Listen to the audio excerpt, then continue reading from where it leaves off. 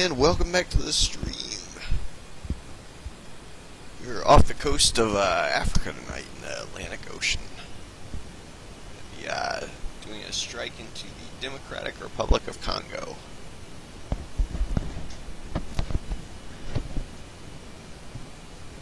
It's going to be a long-range stream, or long-range strike, I should say.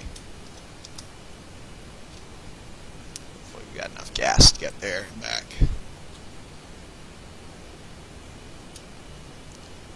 But without further ado, go ahead and get airborne. Using full burners. Pound 310, watching Cat 1 outbound.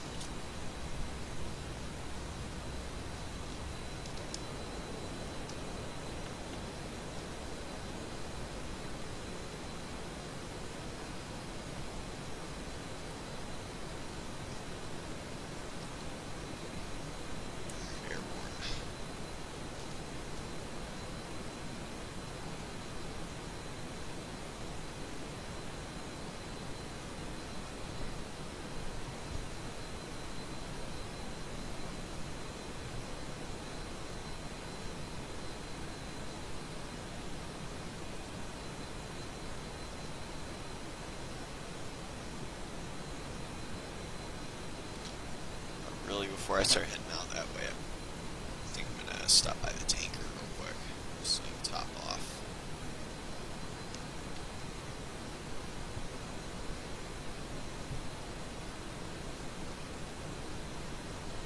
Go ahead and do right now.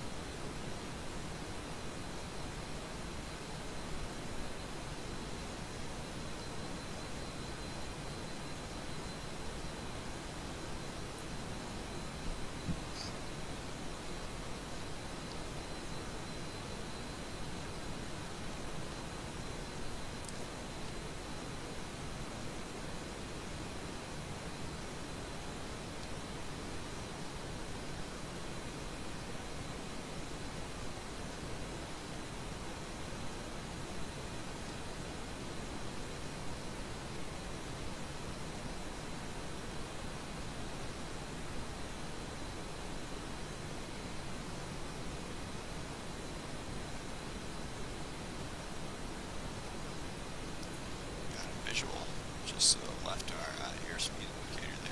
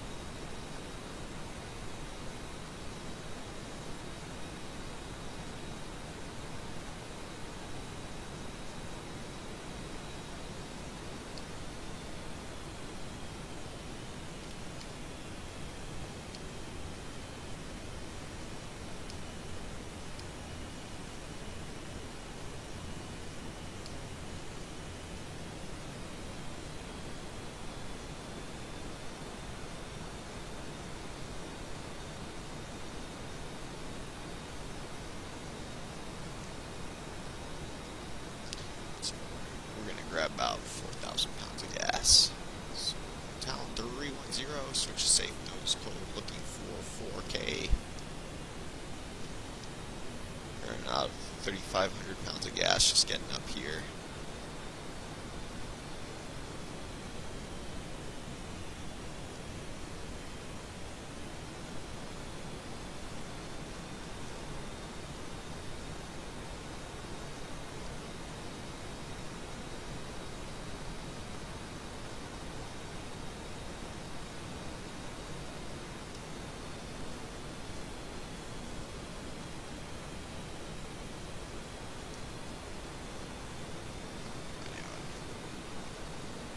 Elder Fox 3 has joined the game.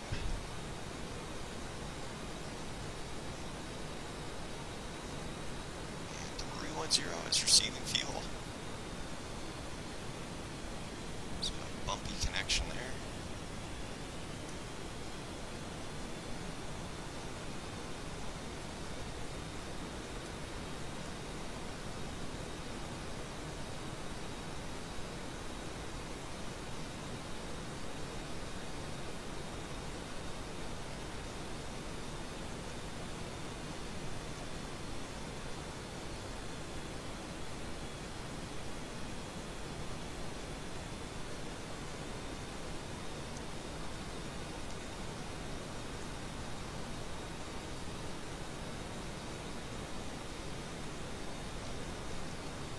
About 30 more seconds taking.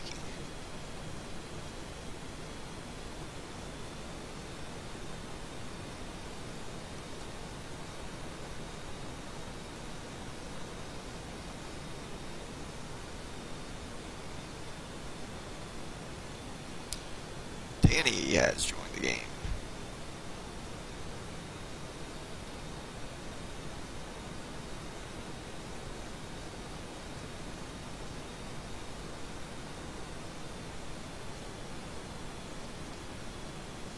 You're now topped off, so I'm going to go ahead and back on out. Stow our probe. Danny has left the game.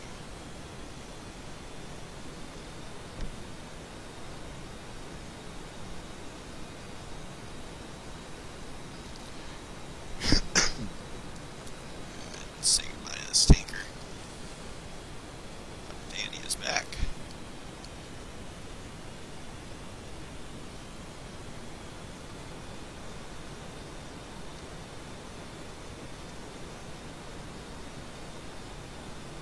Danny has left again.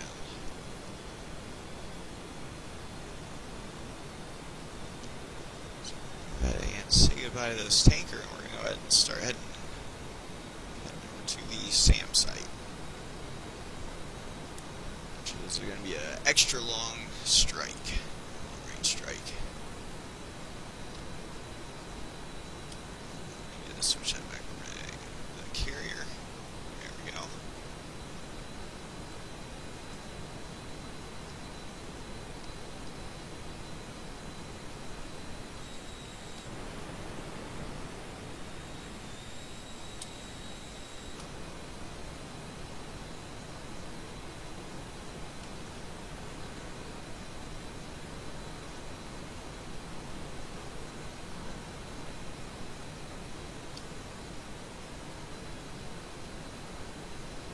Fox 3 has left the game.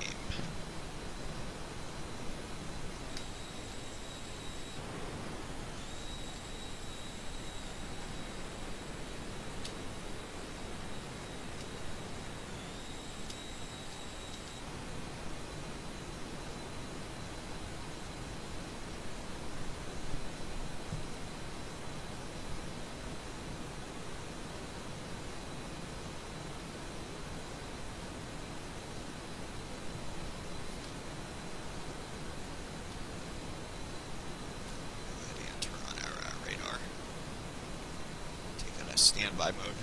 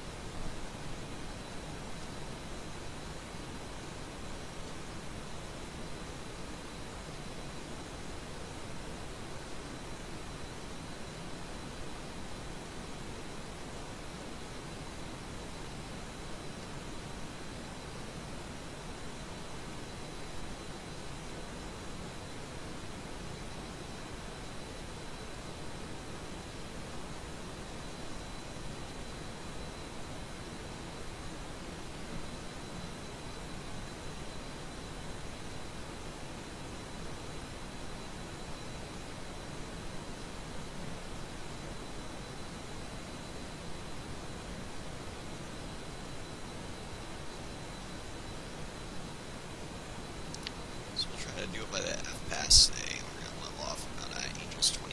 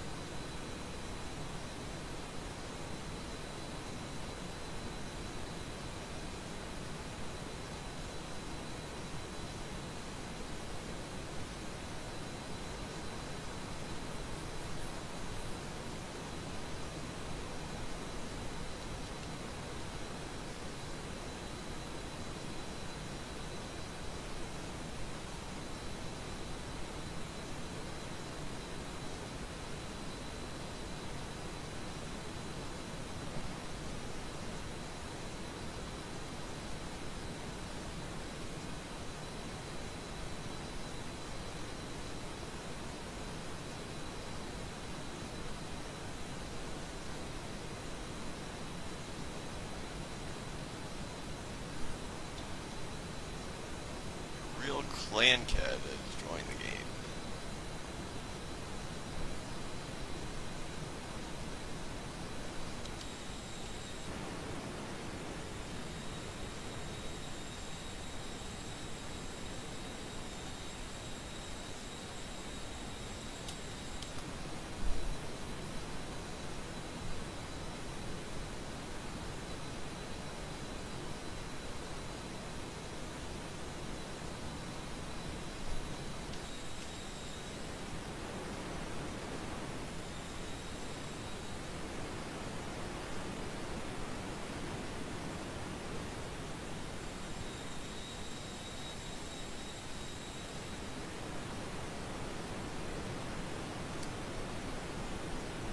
Probably should have brought some laser guided bombs. Should be okay with them. Might end up having to drop them in CCIP mode anyways, though.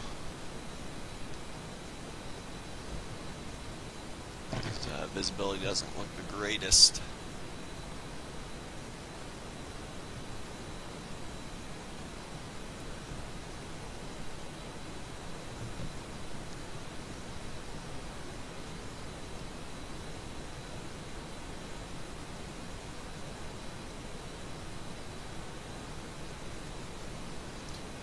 Angels 29, we're going to level off there for now. There is the clan kid. Looks like a default Hornet back there.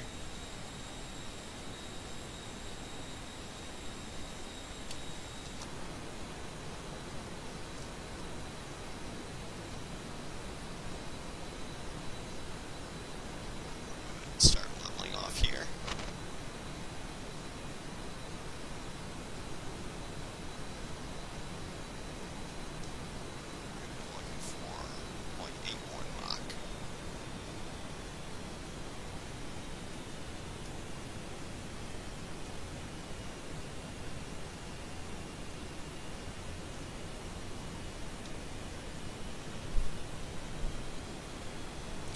An auto throttle couple.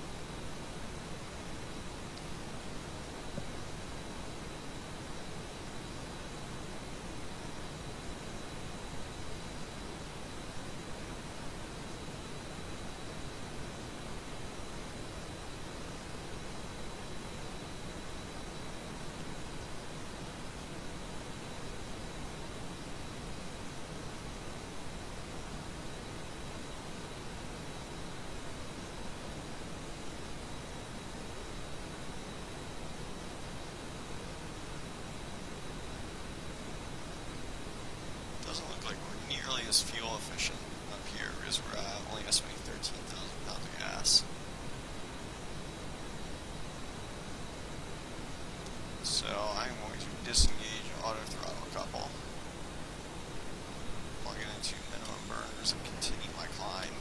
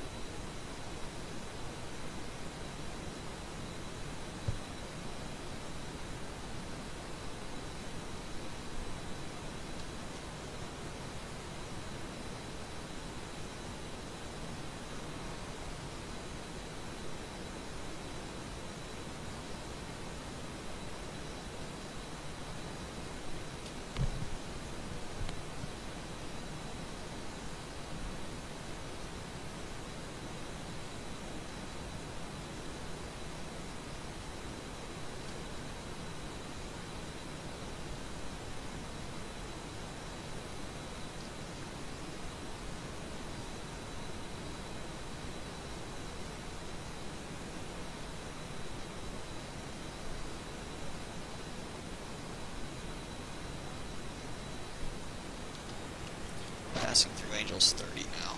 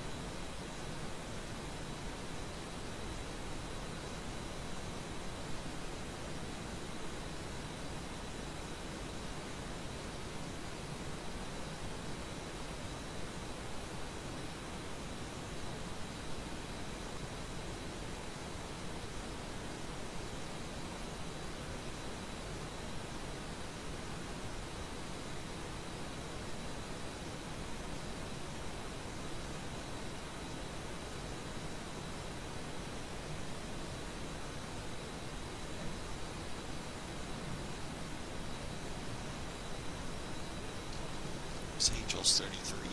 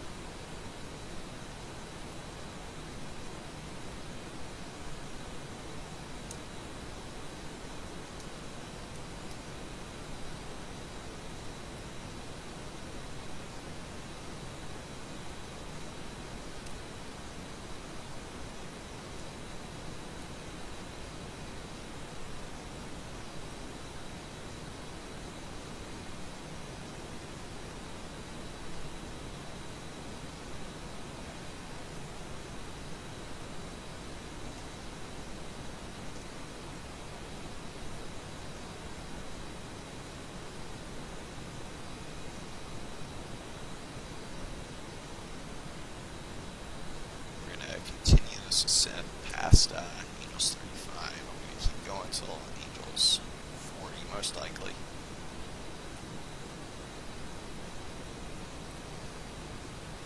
We're going to need our gas.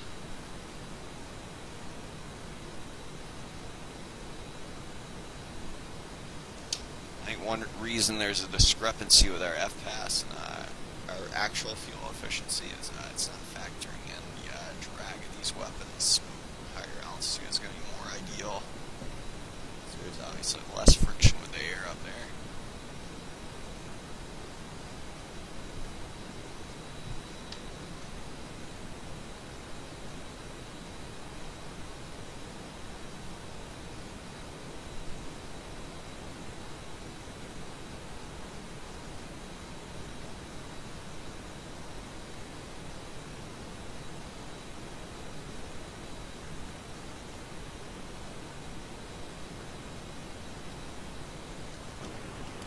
It's crazy, we're still not contrailing.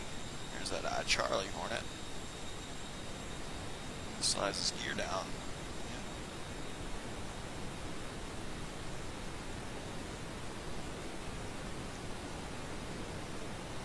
Actually, that's the default Hornet, so I should be calling it Alpha Hornet, if anything.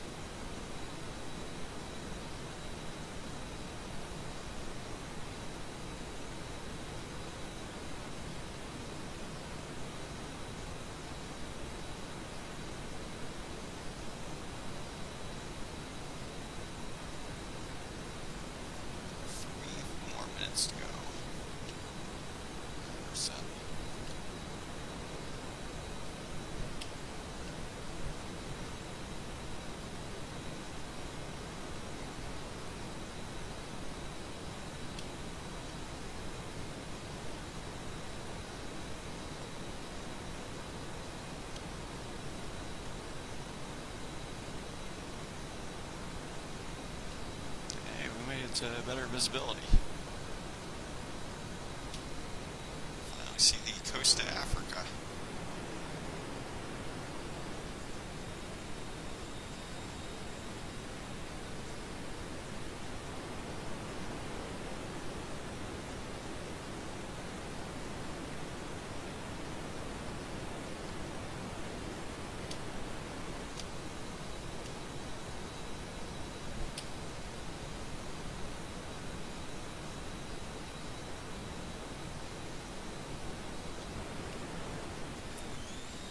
Still contrailing up here, that's pretty cool though. It's not a bad thing.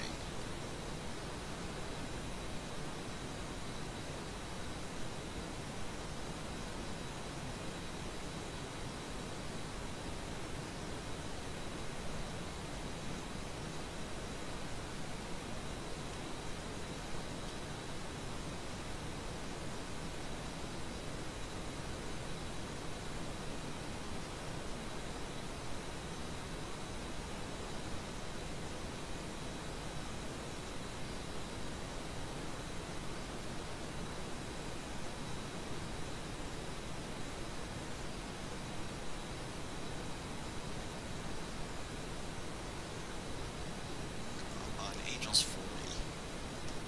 Sorry, Adams Drive.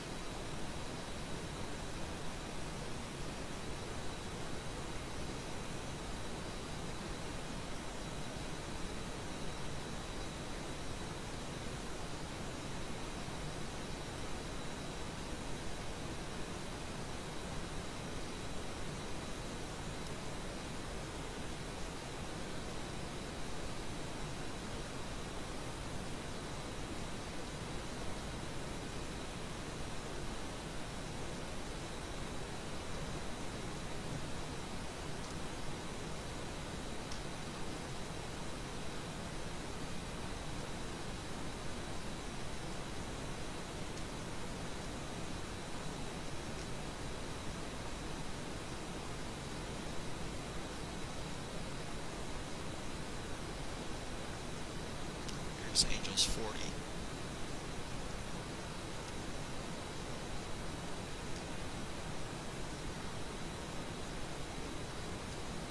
Let's see if we can maintain altitude here.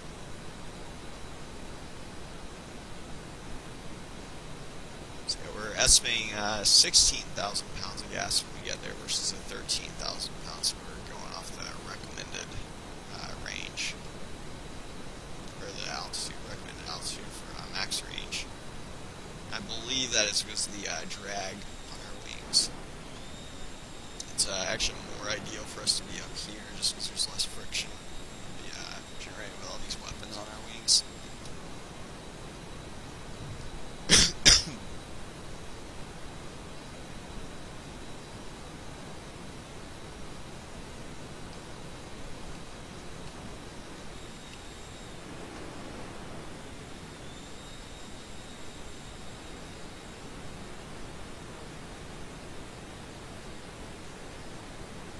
We are feet dry.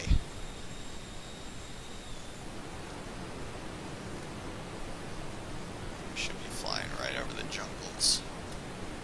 So we're pretty much in the middle of Africa.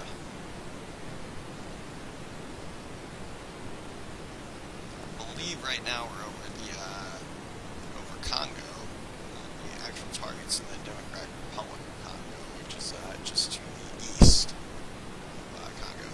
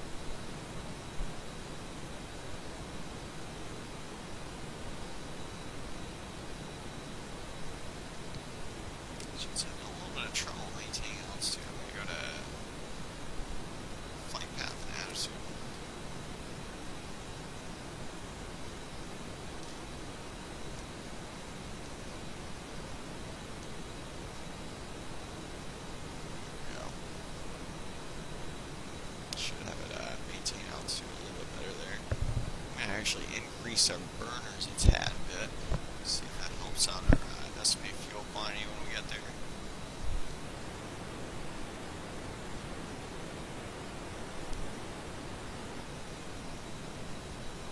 Showing 8,000 right now, but that's probably going to increase once we get some speed.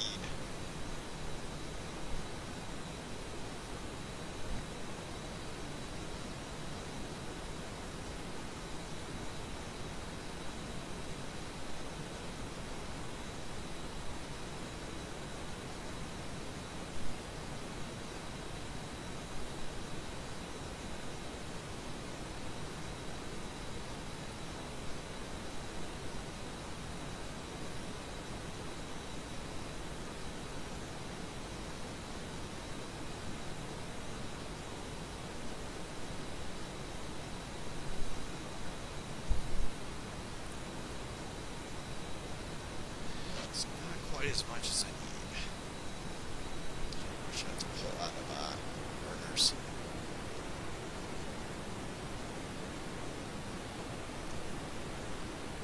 And very minimum burners. Very first stage.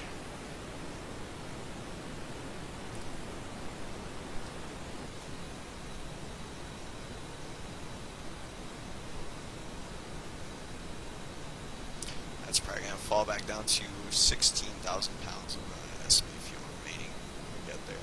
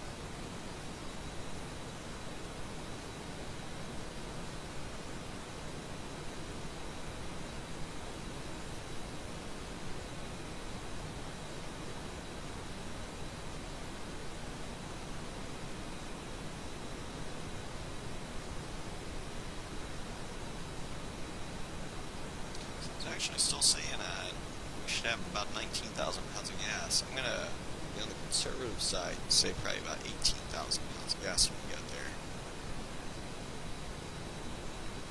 So I'm not sure if it's taking into account this weapons drag.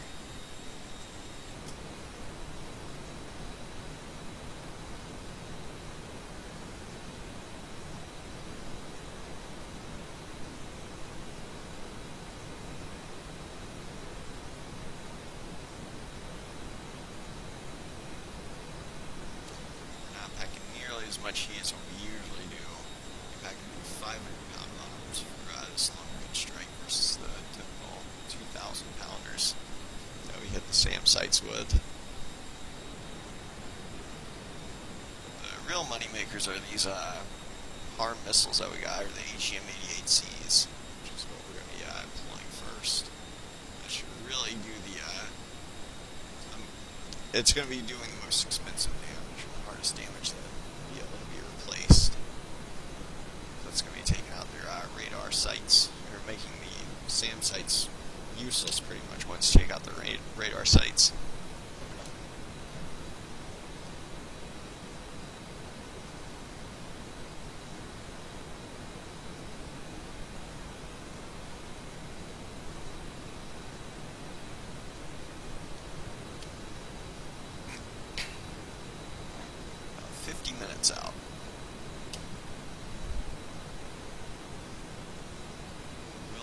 most likely be committed to a case 3 recovery again tonight.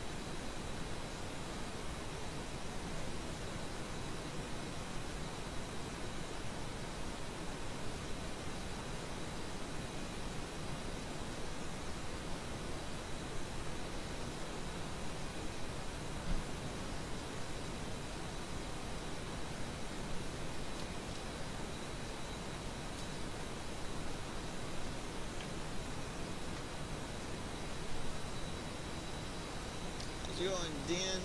Japan. 92. My bad. Probably saying that wrong. Dan Japan 92. This is actually a VRS Superbug. If you go to VRS, Vertical Reality Simulation, it's pretty much their I think it's the only jet they make right now, but they're coming out with the F model eventually too.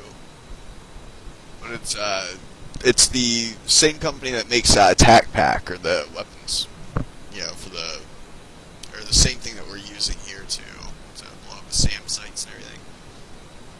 It's not the only TAC Pack compatible jet, but it is. This one is made by the company that also makes TAC Pack. If that makes sense.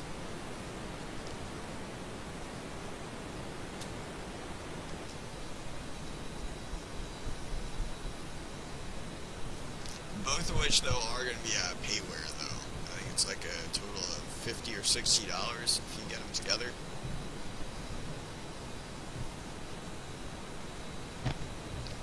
There are some freeware TAC Pack aircraft, though, but they're not made by VRS or anything. And obviously, in order for TAC Pack to work on the freeware TAC Pack airplanes, you do have to have the payware TAC Pack in the first place.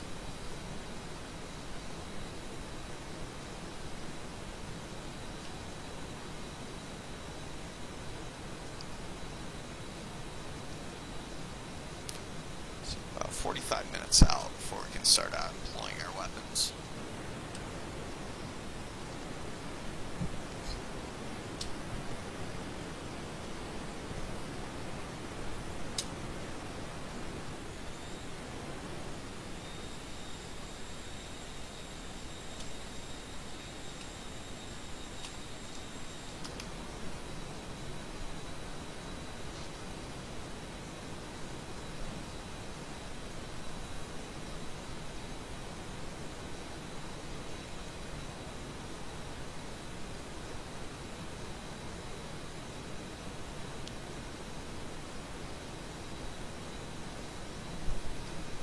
But yeah, I do not play FSX anymore without TAC Pack. It's an incomplete game, at least for what I try to do, which is naval simulation, usually naval air simulation. F-18E Super Hornet, which is TAC Pack and VRS do it. Or nobody does it better than it right now for that specific setup. But it's moving carriers and multiplayer, point defenses, SAM sites. Shoot other people down too if they have TAC Pack, or you can do co-op stuff with them, bomb stuff with them, or all sorts of stuff, including even using your laser to guide their weapons or vice versa.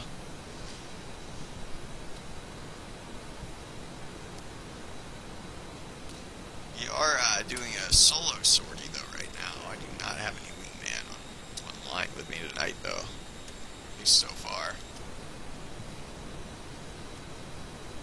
If you check the YouTube page, you should definitely see a few old ones where we've done co-op stuff. Some PvP. The PvP stuff is usually just one random that's joined. But keep in mind also, if you get TAC Pack, it will change your game in some ways. Like for example, you're not going to be able to have labels on in most servers. You can't refuel in the air. You can't rearm in the air. Stuff, you know, it will limit you realistically in certain ways. So that way, you can't go into someone's server, you know, and start essentially cheating to shoot them down, or like reloading and you know spawning on them and stuff like that.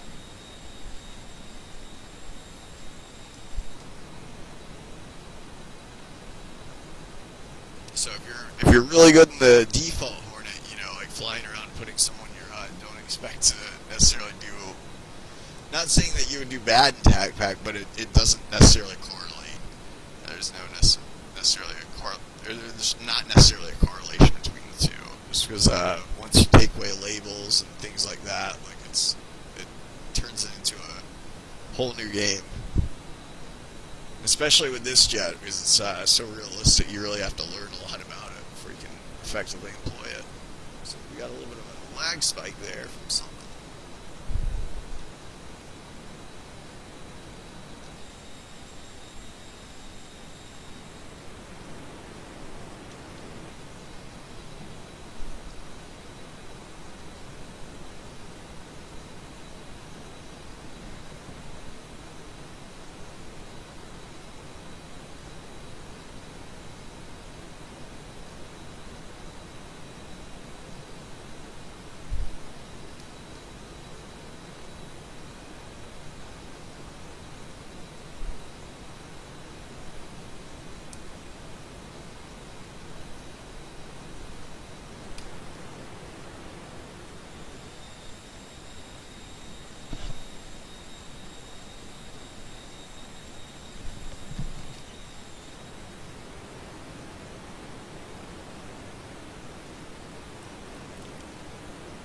Be able to see anything through these clouds, we might actually be able to hit them.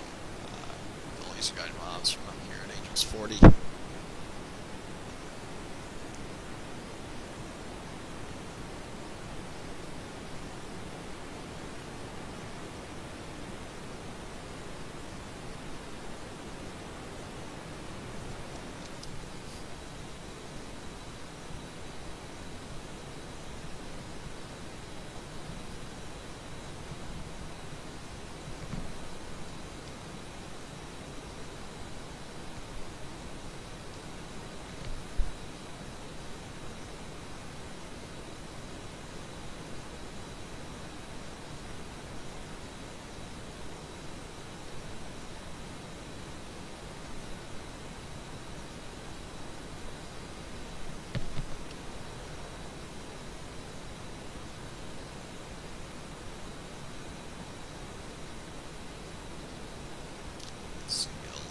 Flight, long stream.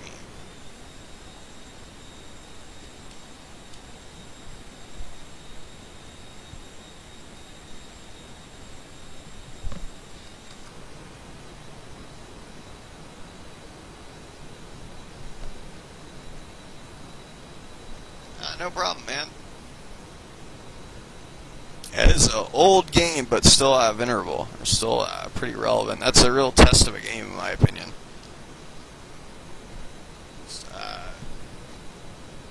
To last this long. Like, I've been playing since, say, yeah, 07. Then I got the acceleration pack when that came out with the default F-18, I think in 08.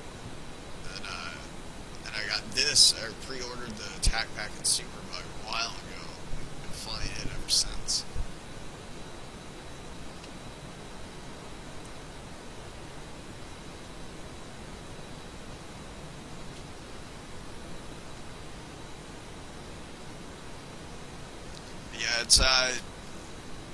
it's definitely a different kind of game than something like DCS too. Like to keep in mind, like it's not gonna be like as you saw, we had one other player in here for a little bit, but typically I don't know. Sometimes we'll get like 20 players in here and whatnot, but a lot of times they won't all have TAC pack. Like at best, we might have like 4 or 5 players that have TAC packs, so then you have some action going on in certain parts of the world, but it's not necessarily like a DCS server where you can go in every day and expect action, you know, or at least air-to-air action. Because like obviously what we're doing right now, it's a lot slower, like a realistic pace, I guess, you know, in terms of like the distance that we're covering on this strike, you couldn't even fit that into most DCS maps, like a 600 nautical mile strike. Not putting DCS down, you know. I'm just saying it's definitely a different. I think there's a different intent behind that game, so to speak. It's usually it's a little bit more concentrated in like one area, and you can expect to get player versus player action a little bit quicker usually if that's what you're seeking.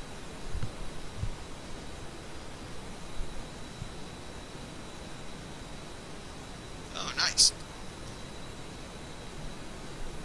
Yeah, obviously in FSX, most of the time, if you don't have TAC pack, nobody's going to be hostile. but yeah, it's like it's not necessarily going to be it's like FSX with TAC pack. It's a good blend, I guess, between general purpose flight simulator where you can fly anywhere in the world with all the VORs and ILS is appropriate and everything, mixed with some combat capabilities too, which is what TAC pack brings to the table.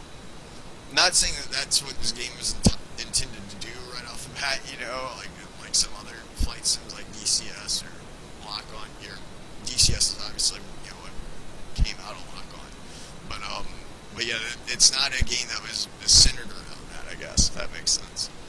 Both of them had their advantages and disadvantages. I guess for what I'm looking for, what I try to do. This game tends to be a better platform, especially if I'm trying to do the Super Hornet, because there is no Super Hornet in DCS.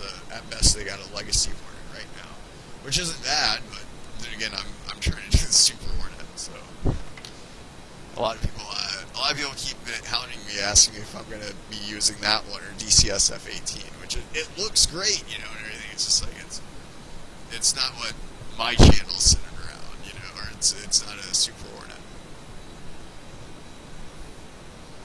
And that's not to say we don't ever fly anything else on this channel, but this is mostly a VRS F-18E themed channel. That's what we do most often, I'd say.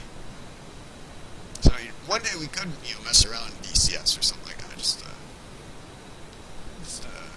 just to stream it, but it's definitely not going to be something that's going to take the place of this, so to speak.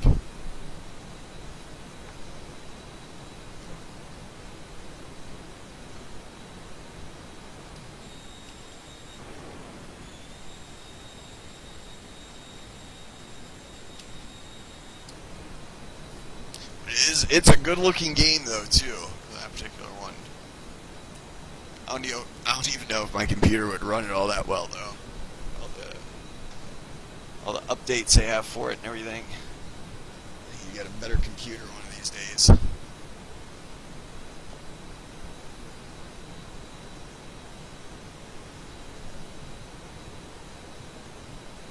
Oh, nice. There's not too many TAC pack capable bombers, I don't think, though. Here, but granted, we're in a bomber configuration right now. We're definitely not in a fighter configuration. That's another thing that you got to keep in mind with something that's a lot more realistic jets, like the VRS F-18 that we're flying right now. Is it's with this particular loadout that I have on it, you're not going to be able to maneuver it like most jets. Like it's going to maneuver a lot more like a bomber than it would a fighter jet. But as soon as you get rid of a lot of this ordnance on the wings, it should behave itself a lot more like a fighter jet. But a lot of people get surprised by that because they don't realize how much that actually matters in a real jet or in a better realistic, more realistically modeled jet, I should say. And it makes it a pretty pretty big difference. I know, at least if you have any fuel in these wing tanks right here, and also the air-to-ground ordnance, you're going to be slowed to only 30% of your normal roll rate. So, it makes a lot bigger of a difference than most flight sims, or not flight sim, but just most aviation games, I guess, like what a lot of people are used to.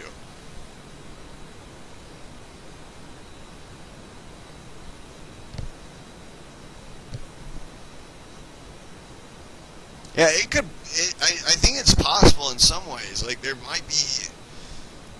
There's some. I want to say like maybe on flyaway sims or something like that. There's a few TAC pack capable bombers on there, but I don't know if they're like official releases or not. You'd probably always like have one come in if anti-cheating was turned off, or like if it wasn't looking for a digital signature. Because some people will add TAC pack capability to certain jets. You know, it's just that they won't. It would be pretty tough to bomb, though, I would imagine, though, at the same time, from, you know, like, say what we're doing right now, if we're at Angels 40 trying to do a precision strike on this SAM site up here, it would be kind of difficult for, like, a aircraft that was never intended to be used with TAC pack to do it, just because I wouldn't expect that aircraft to have, you know, realistic target symbology or the sighting system or anything like that where we could actually put the weapon on the target.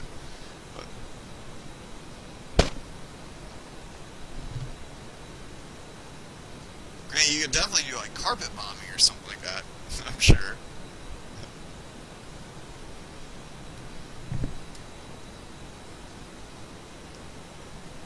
So we have lost contact with our ship.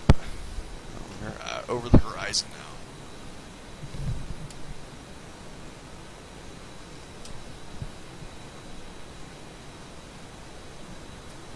Expecting to see him again at about 220 miles. Or on the way back, at least.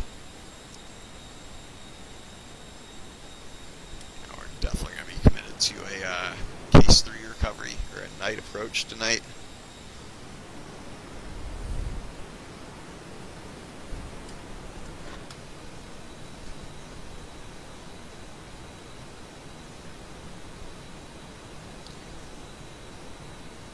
But yeah, this jet, it handles very realistically, like the default Hornet. If you get like this in real life, like they're gonna handle roughly the same, at least the Block 2 Super Hornets versus the Charlie Hornets and whatnot. They will feel a lot different for an experienced pilot in both of them, just because the Super Hornet has a lot better flight controls, or a lot more advanced flight control system. But it's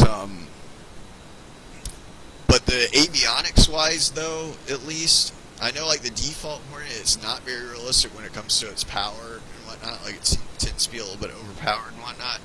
But as far as a lot of the avionics go, if you learn your way around the Legacy Hornet first, the Super Hornet will be a lot better, or a lot easier to pick up on when you get to it.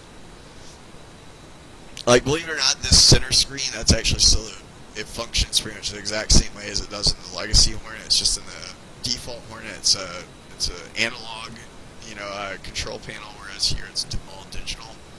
But engine fuel display is in the same spot. You know, it tells you pretty much the same information, just versus a analog display. It's digital here as well. But like tuning into stuff and everything, it still works roughly the same. You can still go to your comm controls or communication controls, tune them and whatnot. I'm not gonna mess around with that too much though right now.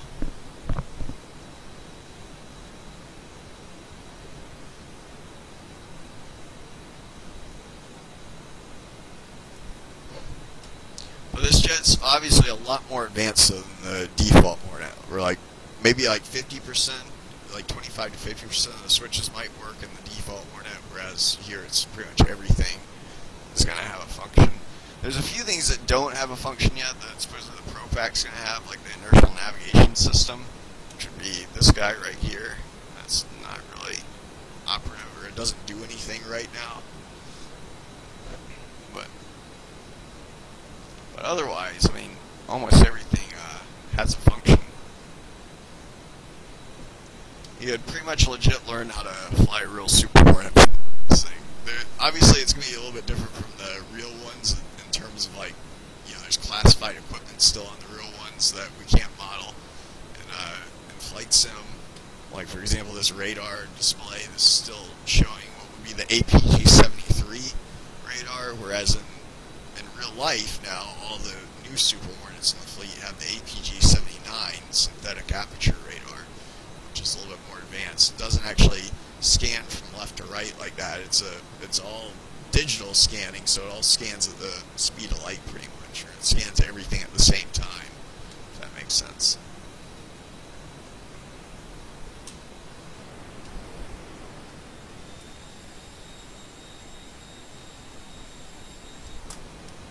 Let's see how far out we are. About 30 minutes out on the target.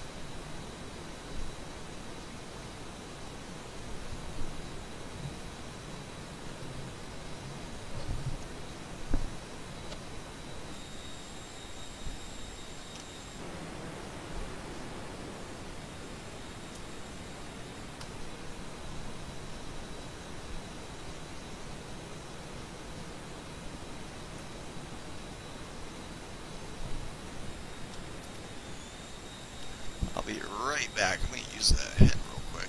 Hopefully we don't get shot down in the meantime.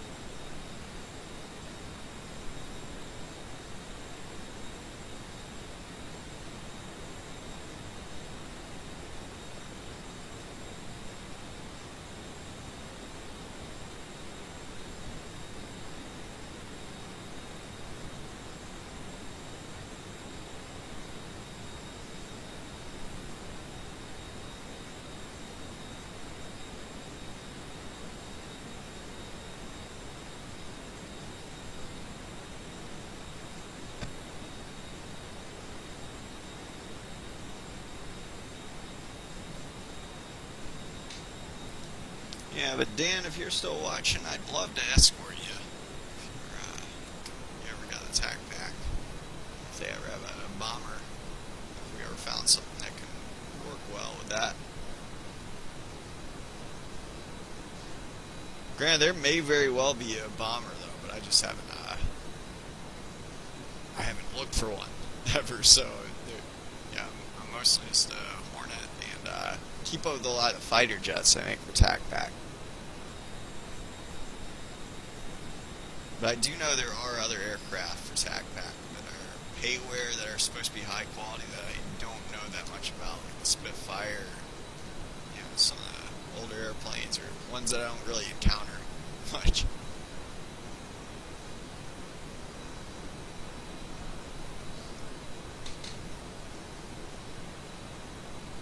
You know, as our group so far, we're usually just taking off from a ship and it's all Super Hornets with us. Granted, well, a lot of the times the bad guys, what's coming, enemy aircraft, is going to be the F-14 or F-35, just because those are freeware tac pack airplanes. Every now and then a hostile one of those will come in here. We'll have to deal with them. Sometimes several at a time. If you look at some of the PvP things that we've had in the past on the YouTube channel.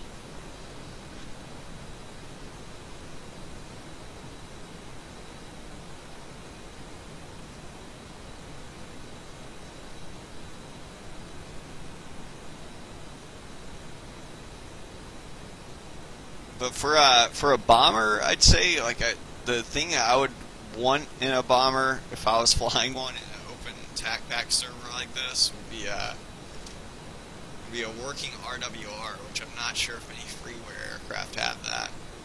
I think a few of them do. I know a few of them do, like Dino's airplanes. But this little thing right here, the radar warning receiver.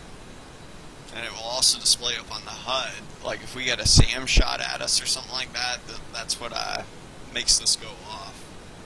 The Super Hornet has a bunch of what look like almost like webcams, as well as receivers all around, positioned all around the aircraft.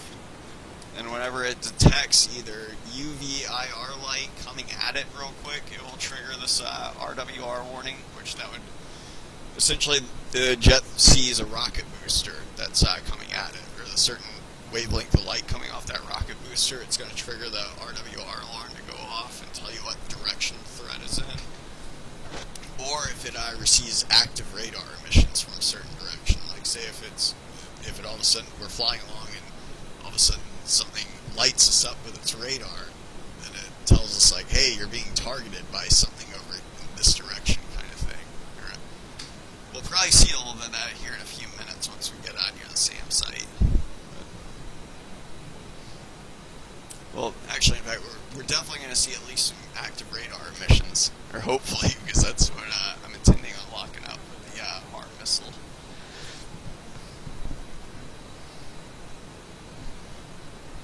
But the same would work for an aircraft too. Like, say if you're flying along the bomber in an open server like this, you would really want that, just because if someone came in with tac pack and started targeting you, you would, if you didn't have that, there's no way to know that you're being targeted until after the missile hits you or something like that, or after you already see them flying by you shooting guns or something like that at you.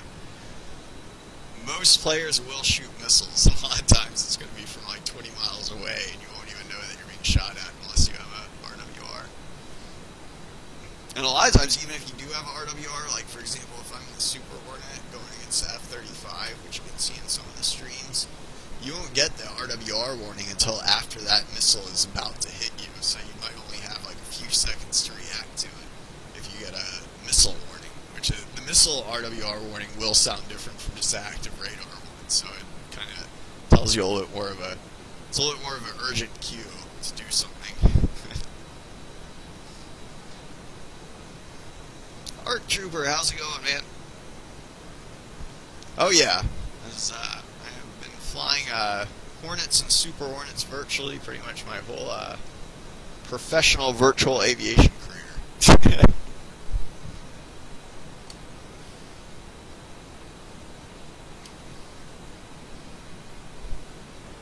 Mostly the Super Hornet. The time in the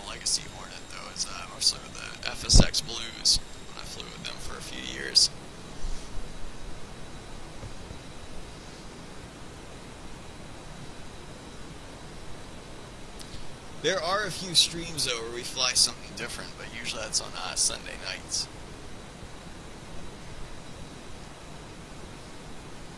And yeah, before I was even streaming, I pretty much was never in anything other than the Super Hornet, Legacy Hornets. And flying off of ships, as usual. This is an extra long range strike tonight, though. This is about 700 nautical miles again. We've done one stream where we are bombing something that far away, and this is going to be the second time we try to do that. This time I'm flying solo, though. I don't have any wingmen with me in this strike.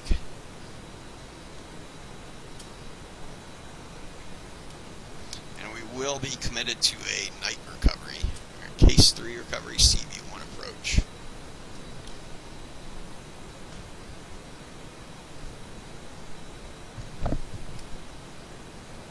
So about 120 miles out. We're doing about 9 miles a minute. So that should get us there in about... We're probably going to be actually employing the weapons in only about 10 minutes or so. Yeah, I was about to say 14 minutes, but we're getting 13 minutes on the HSI.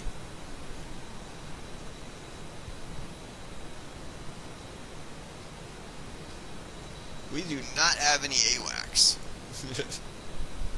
They do actually have AWACS in this game, though. There's not really a great model. I think Dino is about to come out with one, which should be a really good model. But the existing one I know right now, we had a few guys that wanted to try to fly it. You know, one of the problems is it didn't have night vision on it, obviously, because it wasn't a TAC-packed airplane, and it didn't have instrument lights for nighttime. And a lot of the times we're doing stuff at night, you know, so that kind of made it a deal breaker. Not to mention, there's a lot of other.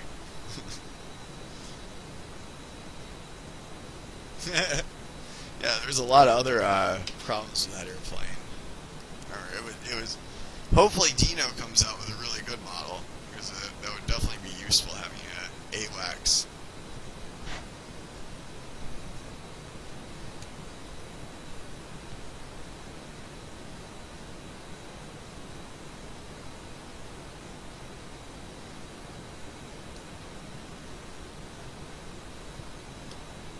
So our gas is doing 19.5.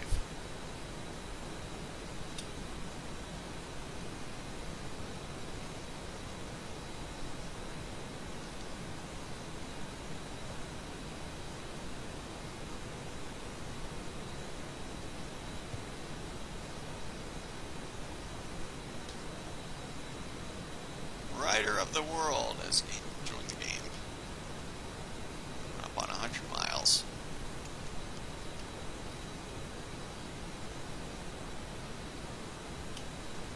Go ahead and switch on over to air-to-ground mode.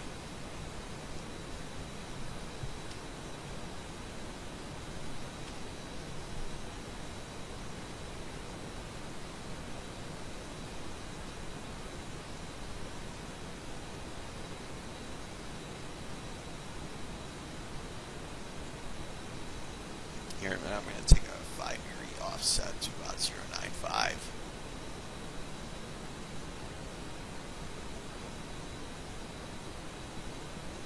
Right around 90 miles. Reason for that is once we start getting close, we don't want to have our nose right on it because we'll have a blind spot once we try to zoom in.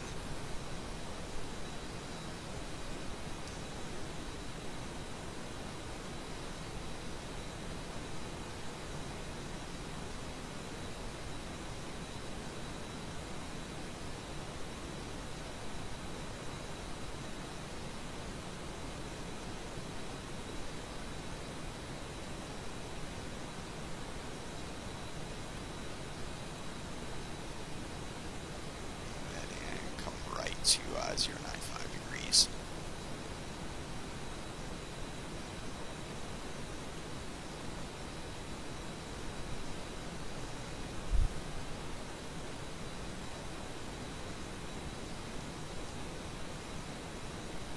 So sometime in the next 2 minutes, I'm expecting to see a spike from a SA-2 launcher.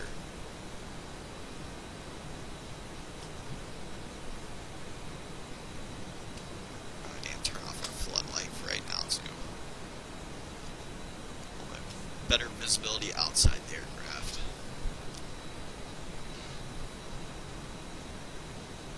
Oh, my bad, just catching back up on chat.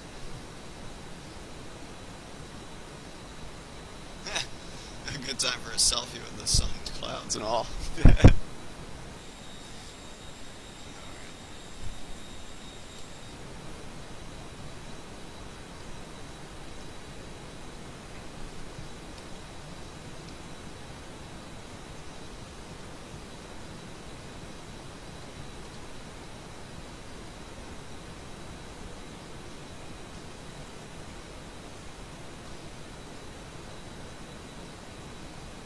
There's the border in front of us.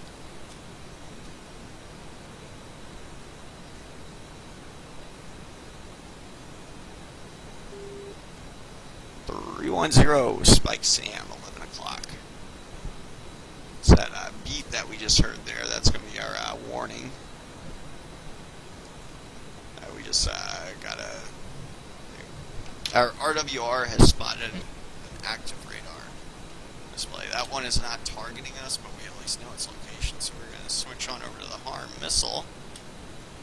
Uncage our seeker head. I should really just uncage our weapon on that one. That one doesn't have a seeker head on it, per se. Let's zoom into that area. It's got a clean waypoint we can drop this one into as well.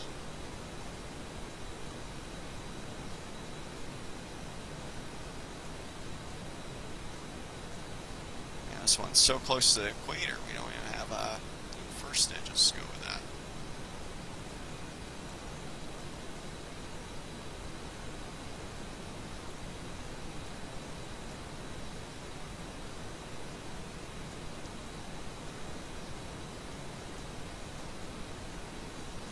Go. We can see the SAM launcher right there. There's a few launchers on the outside, and that's most likely a radar station right there and right there where we just spotted one.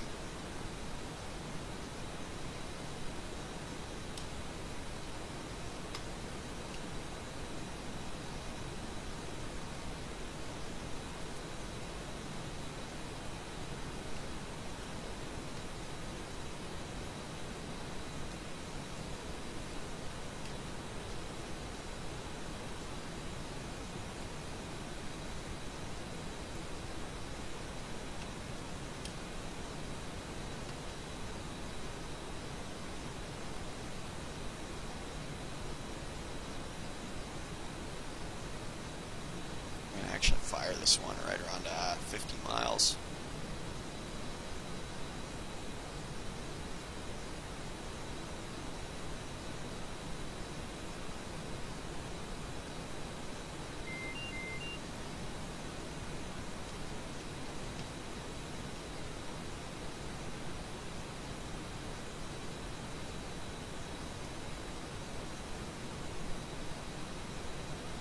Just went into HARM override mode, so that way if we do start getting engaged by the SAM site, it's not going to switch into self-protect mode on its own. It will stay in target opportunity mode.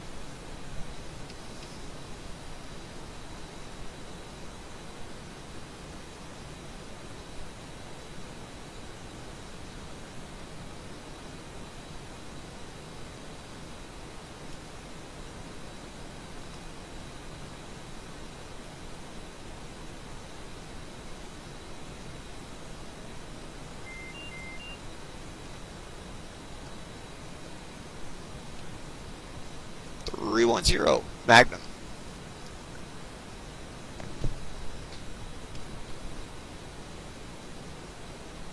310 is off to the north.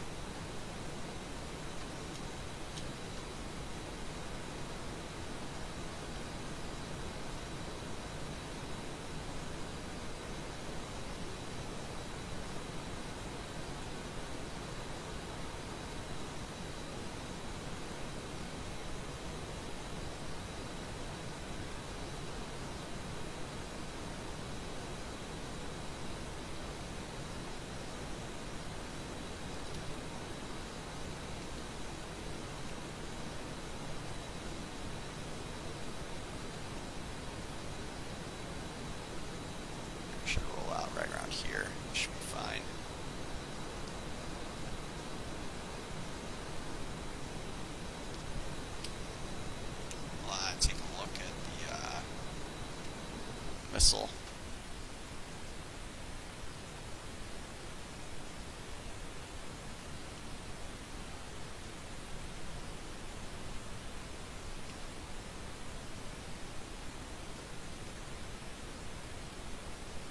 Hopefully this one hits.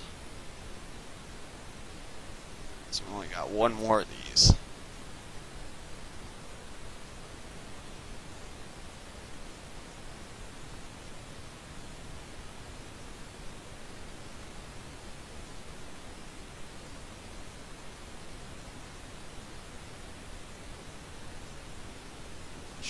It's going.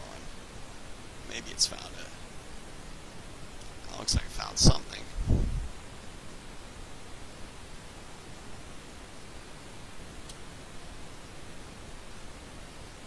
Oh, yep. That is a dead SAM site.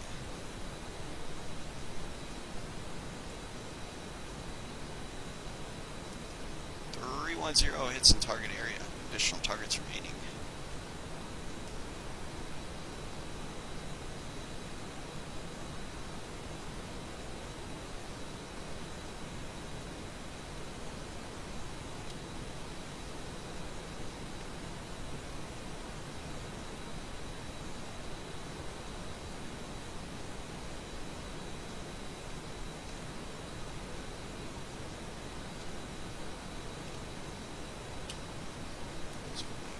This one right in the center over there.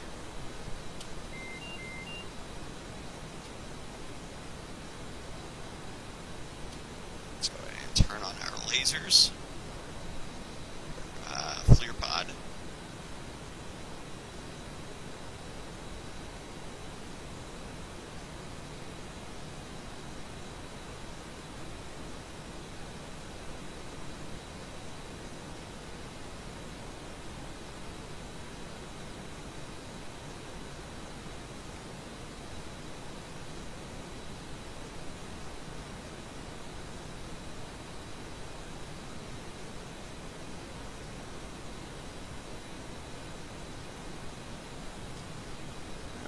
Bring up our FLIR on our display as well.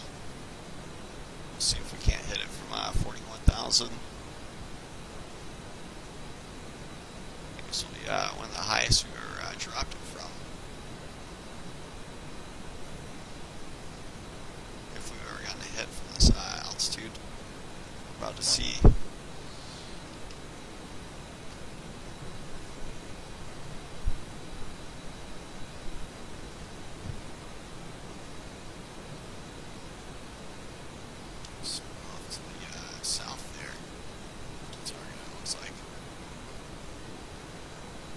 Might just be the airport.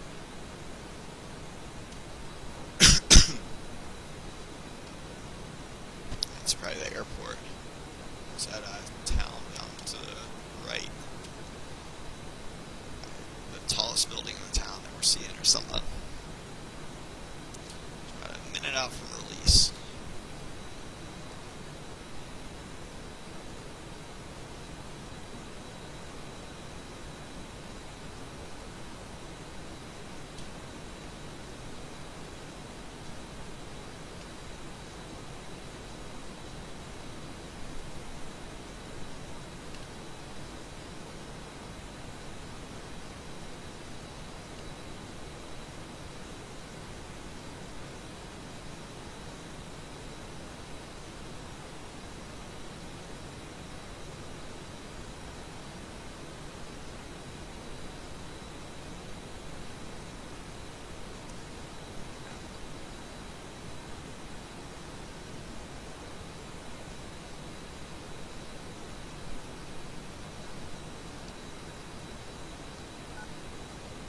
.310 bomb gone.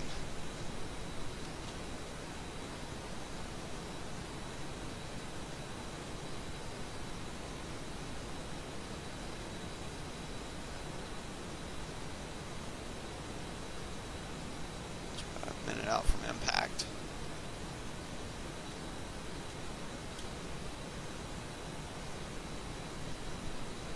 Let's zoom in on that area. See if we can't see anything. Might have a cloud between us.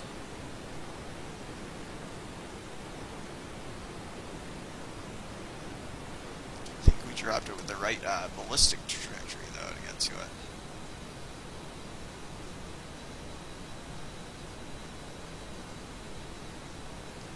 Okay, got some fire that I can see through the clouds.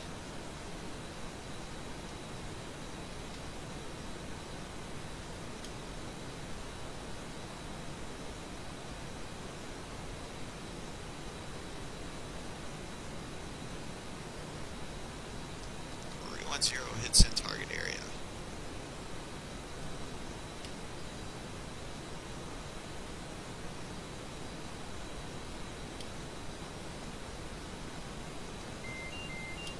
Fly out to the west first, or the east, excuse me. I'll turn around and hit it one more time on the way back.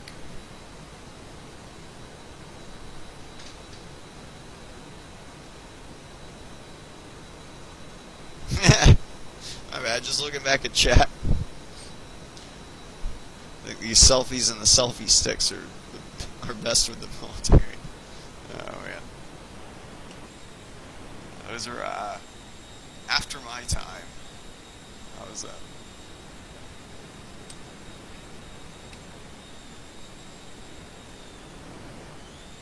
So our FLIR pod. FLIR pod's looking back aft. It's probably masked right now. Not quite.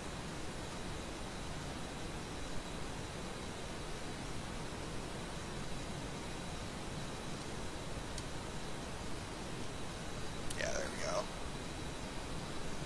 Just went masked.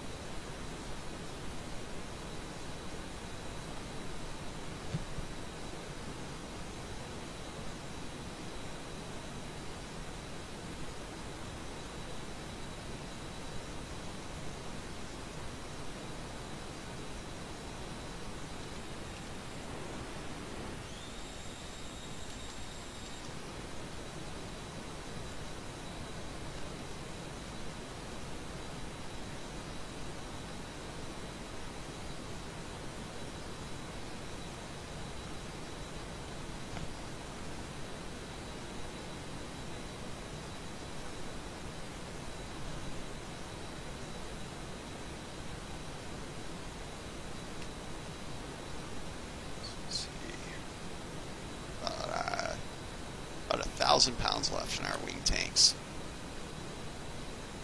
Start turning back to the target.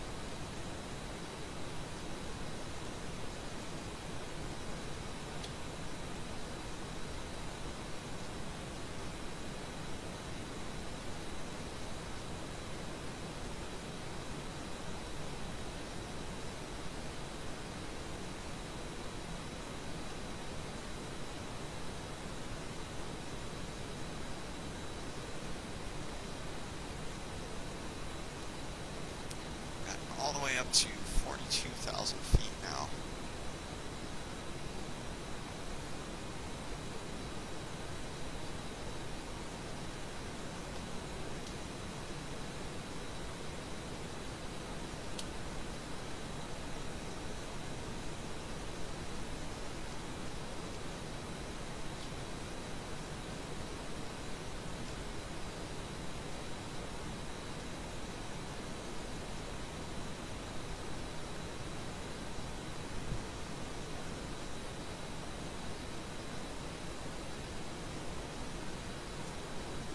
gonna see if this second arm can find that remaining SAM site down there, or that radar station that was in the middle.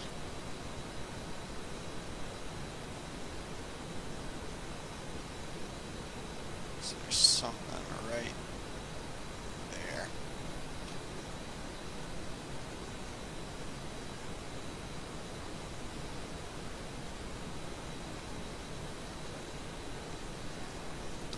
.30 Magnum.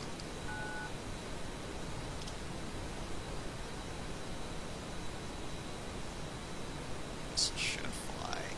Okay. It's gonna hang it right here in a second, or it should. Just told the area to look for it in.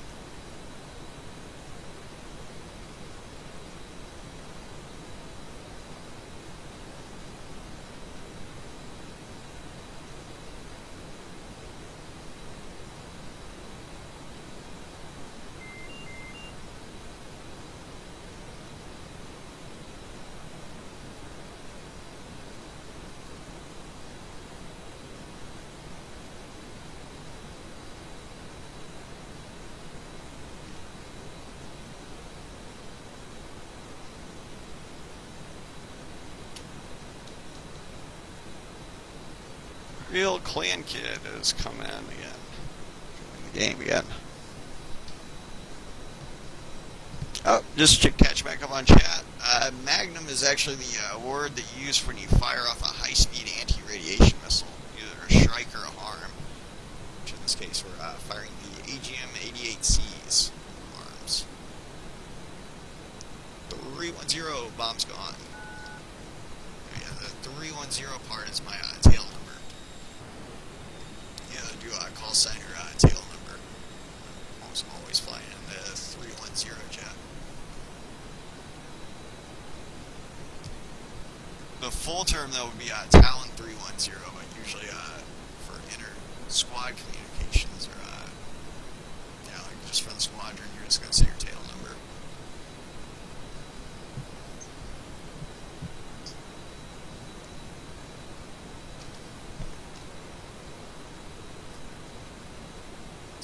See down there.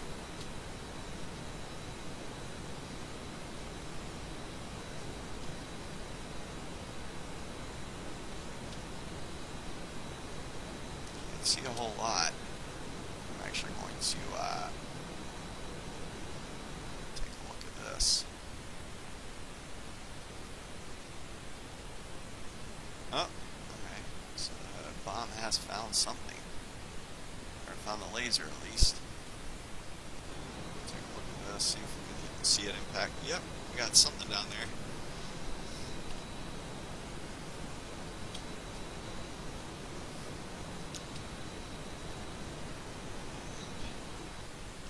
Yeah, this Magnum never found anything to hit. There's no active radar site for it to go after. So that was the $100,000 write-off for the Navy. My bad. With that being said, we are out of air-to-ground Hornets. We're going to go ahead and start transiting back to our ship, which is quite a ways away. We've not yet even burned through these wing tanks yet though, which is pretty good.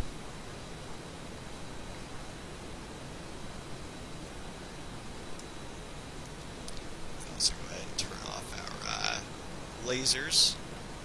We don't have anything else to drop.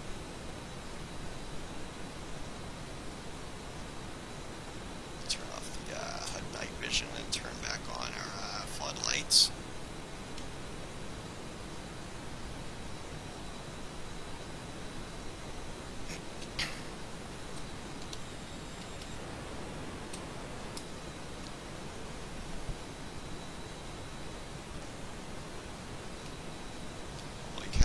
Estimating 15,000 pounds of gas when we get there. So that being the case, I'm actually curious to see what happens if we go into full burners. See, we won't have any gas if we do full burners. it's also, while we're down here at this only point 0.9 Mach, once we get a little bit more speed, I bet it will estimate that we can get there.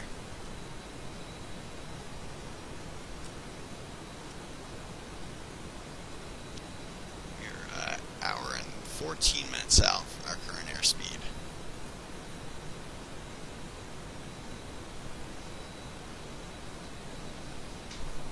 Pocket change, yeah. Guided or dumb bump.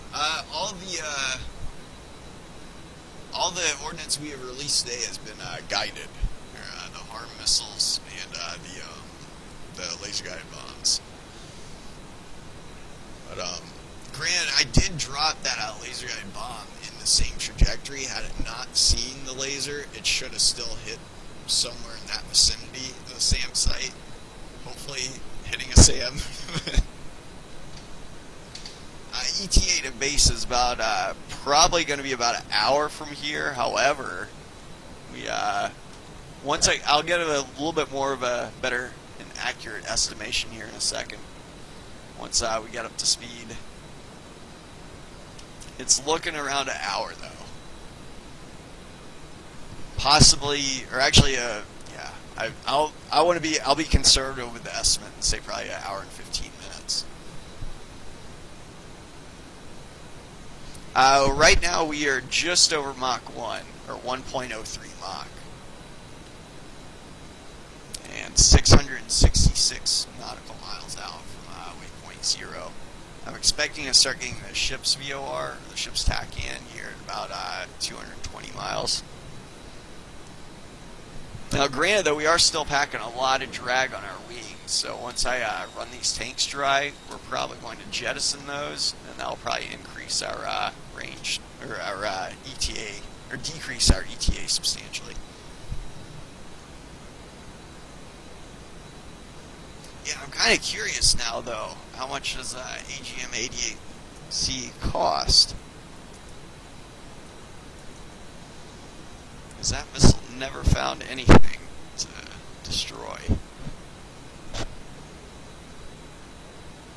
Hey, Texas Instruments makes it. Them and Raytheon. Oh man, they're $284,000. So almost $500,000 in missile wasted. Rounding up.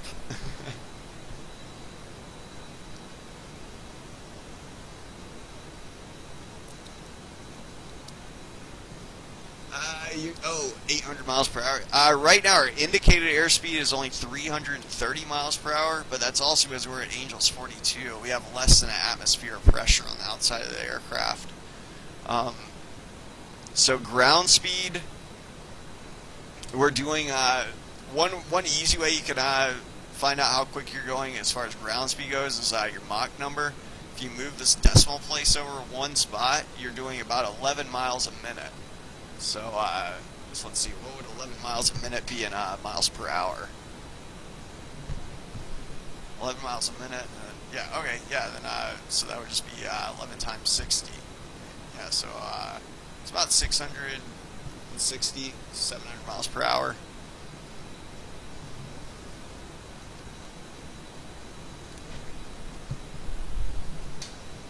Now, granted, Mach number up here is slower than it would be at sea level, so that's something to keep in mind. But we are going faster than the speed of sound right now, and if we were at sea level going this fast, we would be like right at the speed of sound. We're going to be going a little bit past that too. We can go ahead and jettison these two wing tanks. These are pretty expensive too, but in these servers we usually don't care too much. They have an excess quantity on board the ship. Now boost us up a little bit faster. We're probably going to get up to about 1.4 Mach now. About 14 miles a minute. So ground speed, that would be about 850 to 900 miles per hour.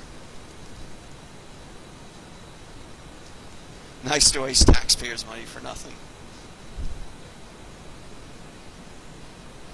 It is at sea level with normal barometric pressure. However, the speed of sound can fluctuate quite a bit depending on what the air pressure is and your altitude.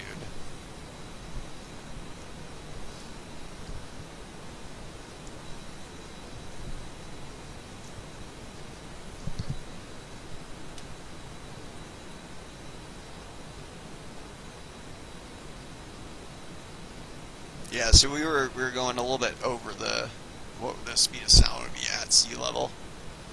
Shoot, though, I think I'm gonna have to pull out of these burners at here, because it's still estimating 0 on our fuel when we get there.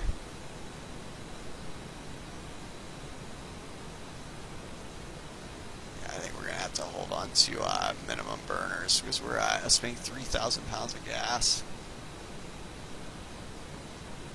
There's 7,500 pounds of gas estimated when we get there. I don't know if we're going to be able to stay supersonic, so yeah, we're probably going to be closer to my hour mark.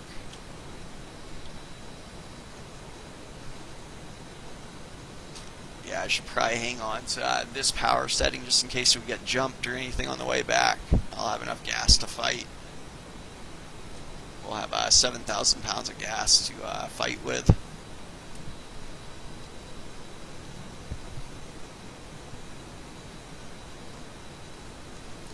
Great, what to do for an hour.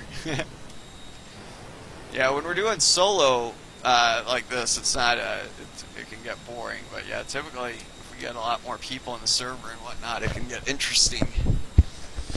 And you get very nerve-wracking too within that hour sometimes if you get jumped, because you don't know if you're gonna have enough gas to get back. Falconito Paseo, or Falconillo Falquillo Pastido has left the game. Excuse me. I'm probably saying that wrong.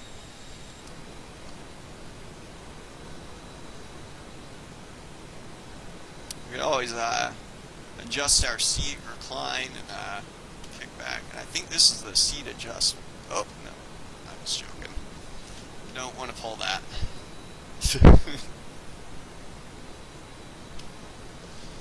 It will certainly adjust your seat.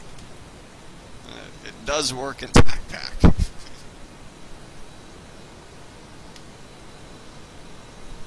Do pilots have cell phones on for long mission? Probably so in modern aviation. I bet it would not surprise me if a few of them have used their cell phone while in flight. Granted, you probably wouldn't get too good a reception over Africa right now. Not to mention at their altitude. It would be very spotty at best, but maybe you could get a sat phone or something like that. I'm sure that would work up here. As long as GPS works, satellite phones should. You have to use FPAH hold.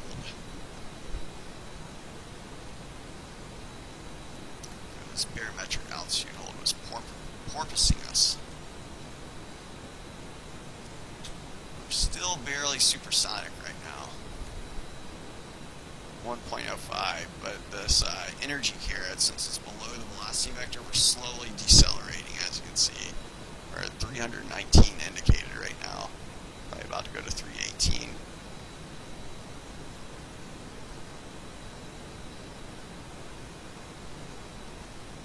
We have a fallout shelter. iPad and Candy Crush. Most pilots these days do use an iPad typically, just because it has what is that program? FlightAware, I believe, or the app on it where it has all the charts and everything for the whole world. So it pretty much has taken the place of a kneeboard for a lot of people. You probably wouldn't want one of those huge iPads. You'd probably want one of those small ones, you know, that just goes on your keyboard. You could probably run it on an iPhone as well, I'm sure. I'll admit, that's probably like one of the few things that Apple is useful for. Most things I'm not a big fan of Apple.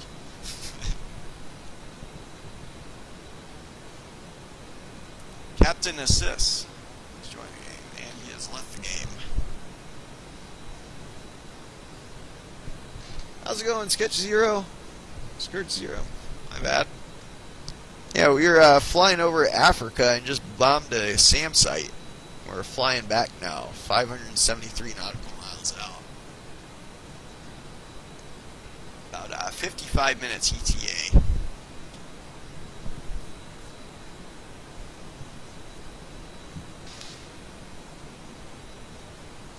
And we are certainly committed to a night recovery. Unless, of course, we were to stay airborne for a whole 12 hours and just keep getting gas from the tanker until it turns day again. We're not going to do that.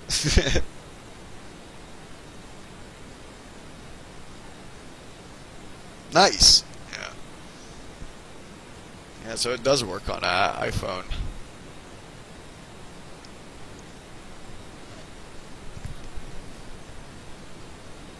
Yeah, it certainly is a lot better than packing tons of charts. Yeah. It's made things a lot more convenient for pilots this day and age.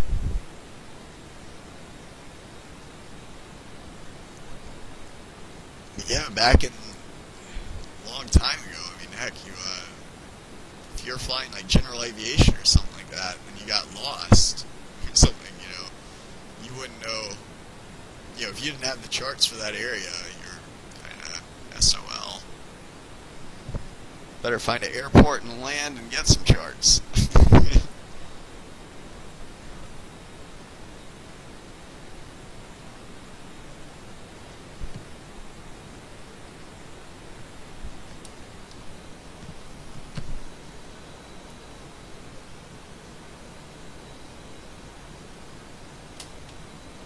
Estimated at 7,000 pounds of gas when we get back.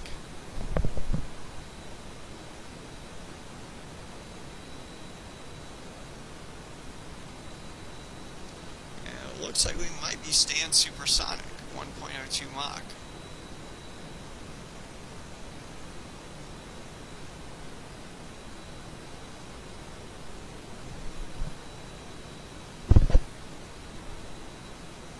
Those jettison fuel tanks didn't hurt anyone down there.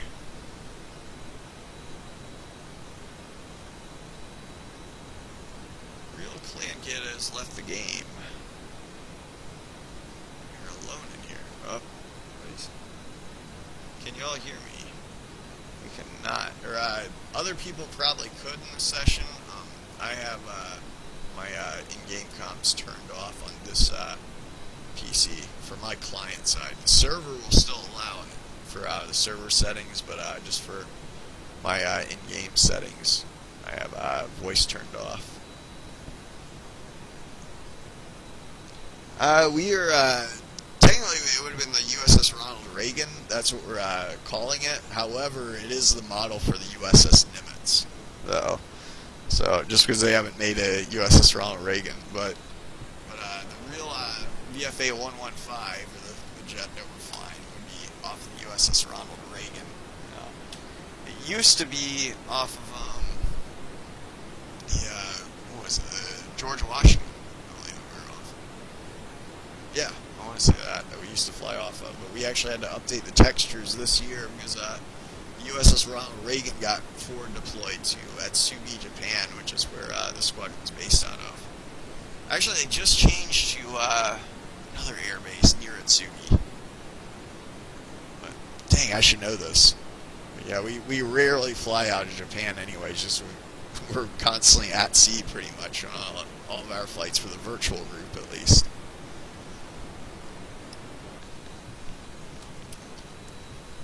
Turn off our night vision.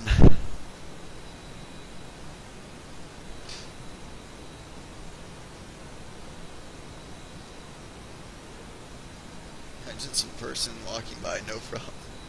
Tank just lands. Yeah.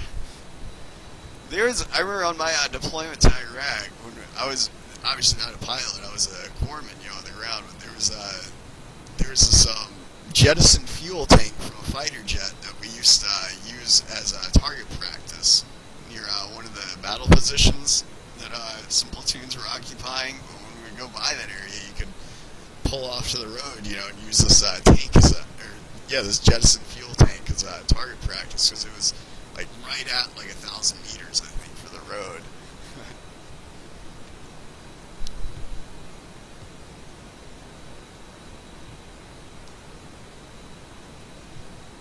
Yeah, all the jets that we fly are actually based off of the real airframes, essentially. So the virtual group has, like if you look at the website, they actually have like all the airframes that the real guys have, and essentially each one of us is assigned one of those airframes.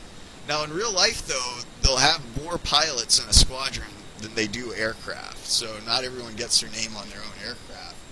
And from talking to just from talking to pilots and whatnot, if you build up enough time in that squadron, if you're one of the more senior guys, then you'll usually get a name on your airframe. But for the virtual group that I'm a part of, usually if we run out of airframes, we're not going to have pilot slots. So pretty much everyone gets their own jet.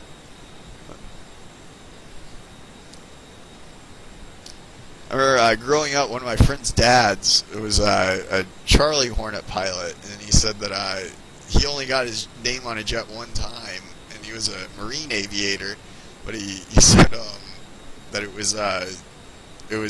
he had just done like a long like transit flight, like cross country or something like that, and he said it was this one Charlie Hornet that nobody liked, but he actually really liked it, but nobody liked it because a lot of the switches were loose in it and stuff like that, and the cushion, the seat cushion was dented in too much or something like that. But he said he was like, yeah, I don't mind it, So he finally took that one, and he was able to get his name on that jet.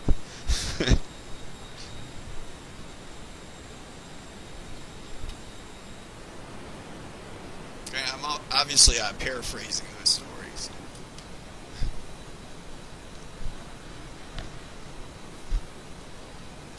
We did stay supersonic.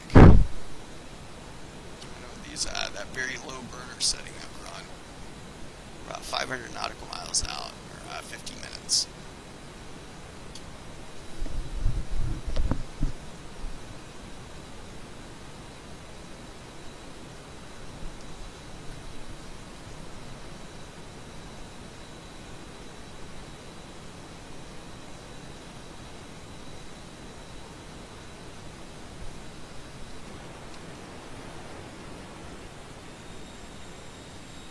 Yeah, I remember when we were making the textures and everything for the squadron.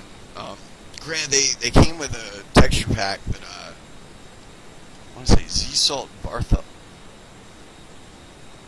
Yeah, I'm just gonna call him Z-Salt because but he made the original textures, and we had to make a few extras using his format, and but we actually found out, there is no such thing as 308 and 309, I believe, in that particular squadron.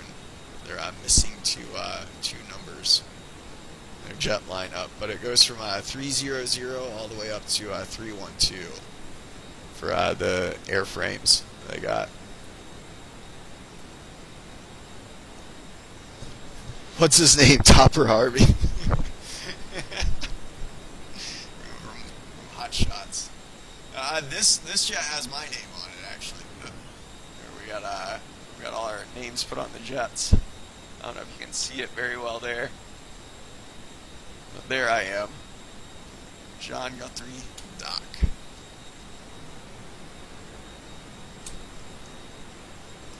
Maybe we can see it better with this.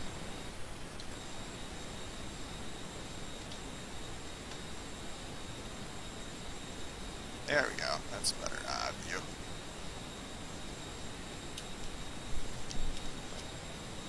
Obviously, the real jet doesn't have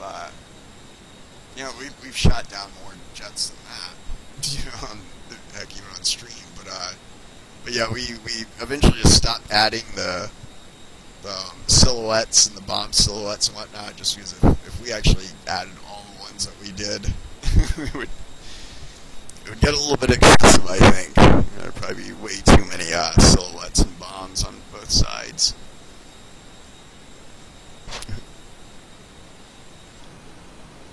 Yeah, now, like I said, we've actually flown on stream some other people's jets too, so yeah, I'm in a habit of always saying 310, but sometimes we'll be in 303 or 302 or some other jet We'll try to remember to say that tail number instead. Yeah, I'm still. I've been a lieutenant commander in this group for like 4 or 5 years now. But we don't really pay much attention to rank, though.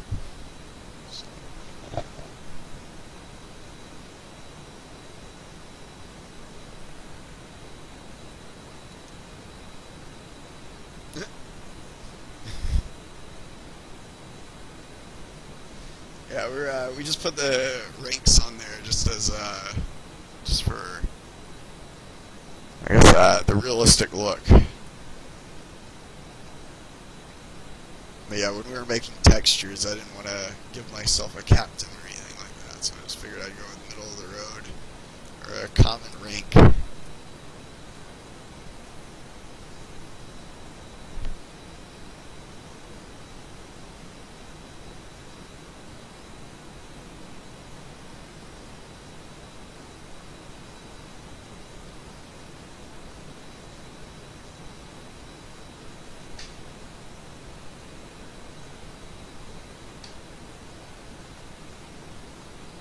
Oh, you're just talking about, I guess, the kills on the side of the jet. Yeah, there's no need to get excessive with it. Not to mention if the fact, like, if this jet gets destroyed or something like that, it's not like we reset it, so it wouldn't be fair, I guess. That might be, like, more of an average number, I guess, we could go with. Like,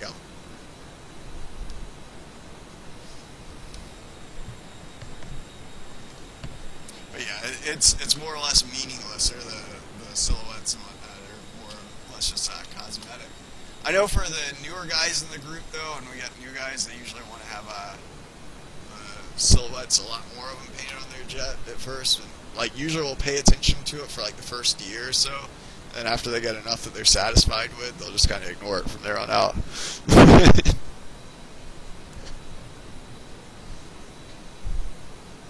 Not in the Navy, or yeah, I don't know of any service branch where it would.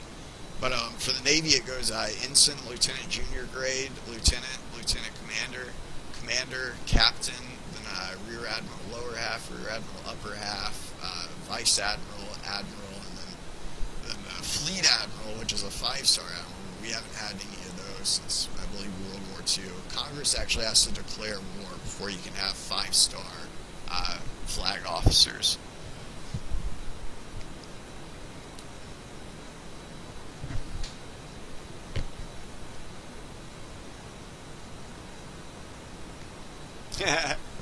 Jag, yeah. That TV show, man, that was an old one.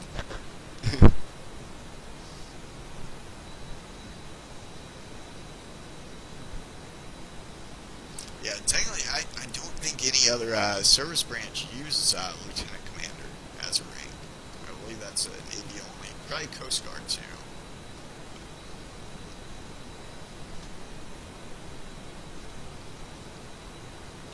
But yeah, typically, by the time an aviator will get to a squadron, though, they'll at least be a lieutenant junior grade.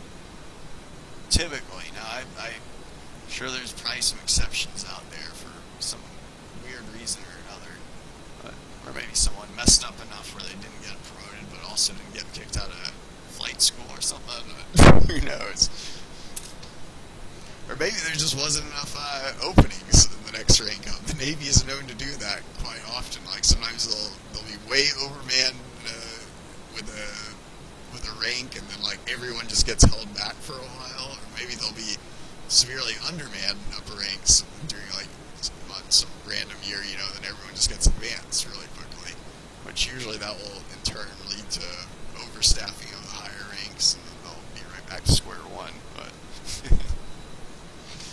I know the corpsman rate when I was in, it was locked up for like my whole 5 years. It was severely overmanned, or very top-heavy rate. It was very hard to advance in that rate.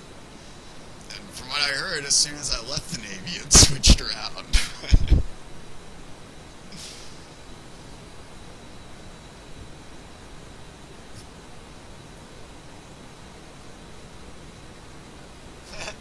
Mac lady for the man, I'd have to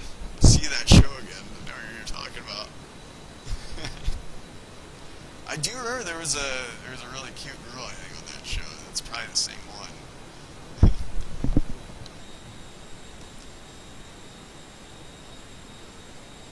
Slightly obsessed official has left the game.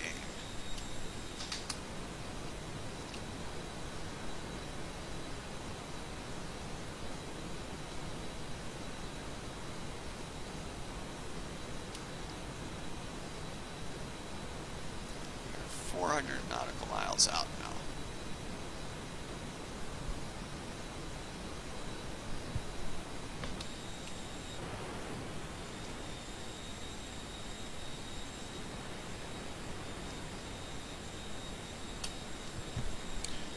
Yeah, I got my buck out of the Navy though.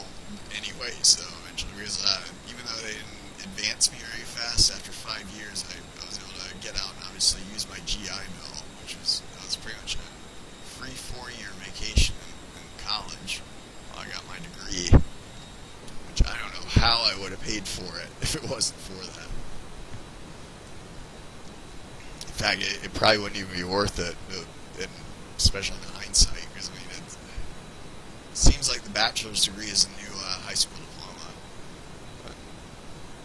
But Ted Small Engine Repair has joined the game.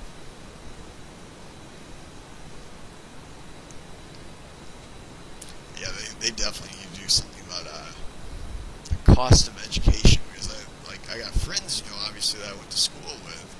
They got their bachelor's, but they were, they didn't have the GI Bill, and they're having to, use student loans, and this was also while working summers and whatnot. But man, it's insane. So like $50,000 in debt, for coming out of a university.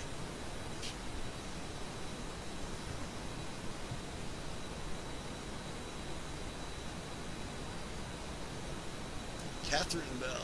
Let's see.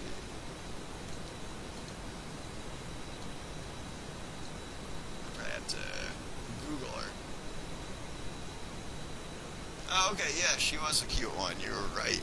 Catherine Bell did look very, very beautiful. Yeah, it's not worth it, I don't think. Not until they take care of the price, It's all about, what's bang for the buck. And right now, even if you can get a lot of bang out of college, it's the buck that they're asking for is an arm and a leg. It's not. It's hard to justify with the excessive costs they're asking for now.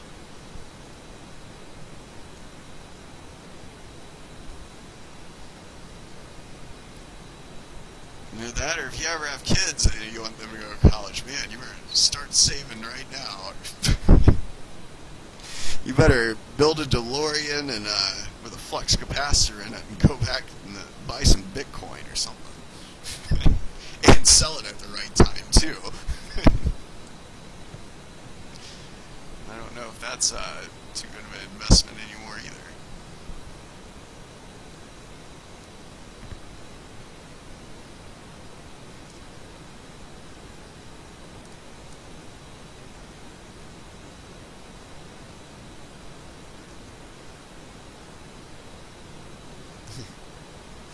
College, if they want it, they pay for it. Oh yeah. The thing is, if you're putting yourself through college, if you're already making enough money to put yourself through college, you're already making enough money where you don't need college. It seems like it, though.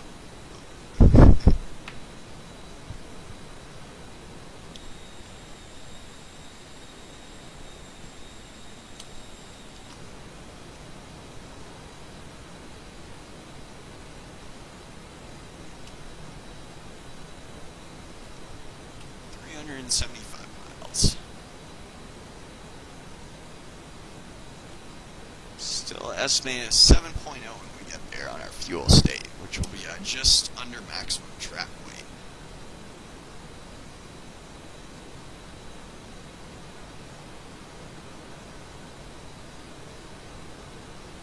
I'm going to turn on some lights because we're feeling extra confident.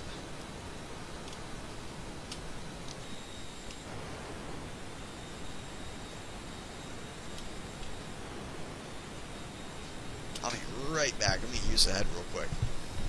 Oh, let me look at chat real quick.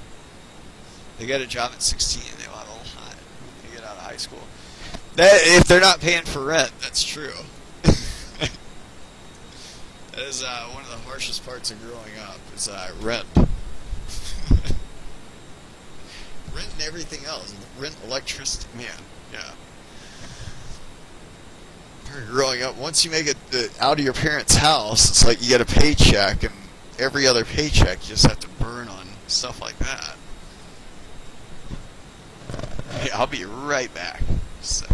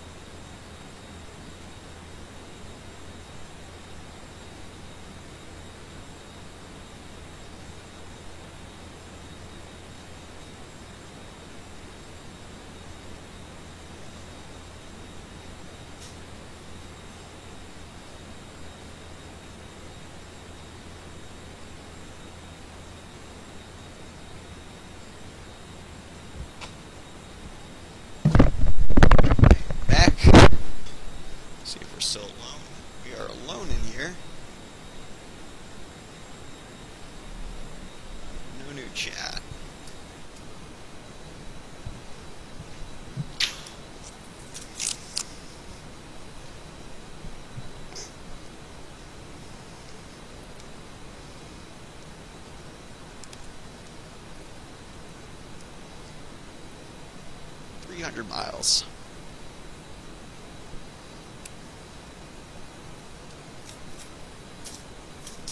About 30 minutes from our current position.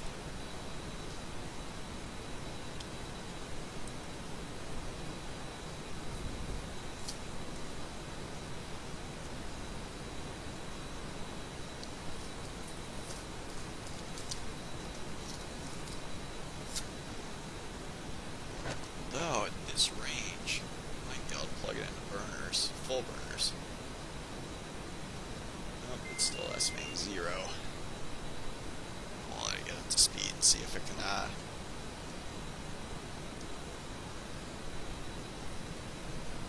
see if it gets us any more fuel efficient. See if it starts estimating more fuel efficiency.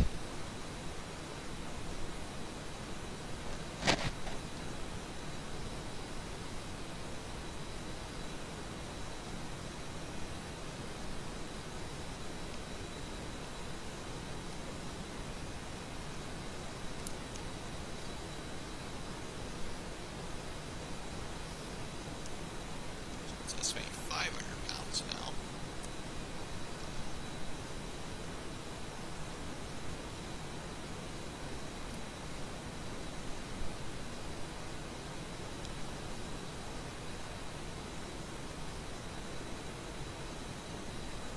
Yeah, darn, I think 7,000 is about as good as we're going to be able to get.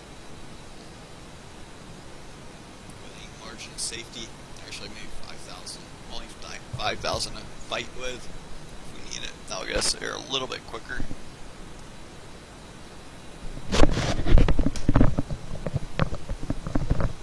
No new chat yet.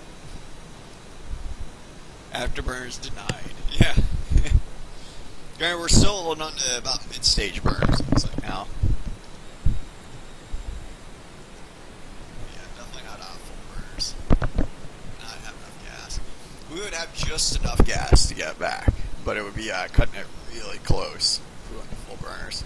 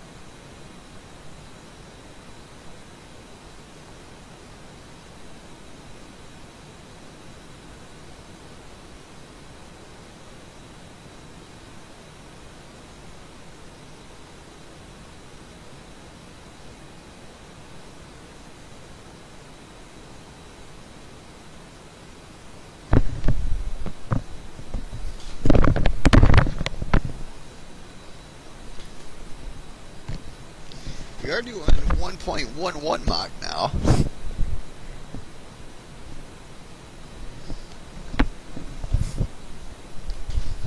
I shaved about 5 minutes off our time. We're about 20 minutes out or so from commencing.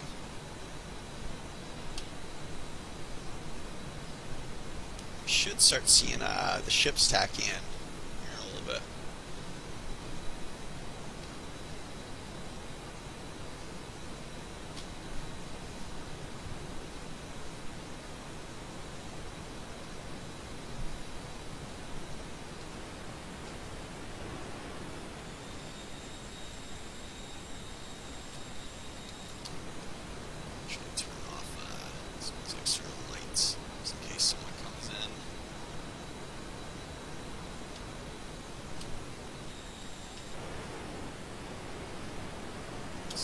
A little bit of a light in the back for this burner. That's what's keeping us fast. to safety.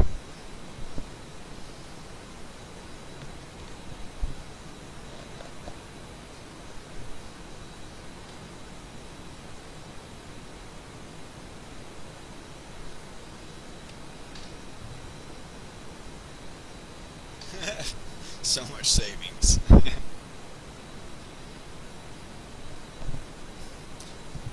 Well, the 5 minutes cost us 2,000 pounds of gas, estimated. So, how much is that? How much does 1 gallon weigh, I wonder?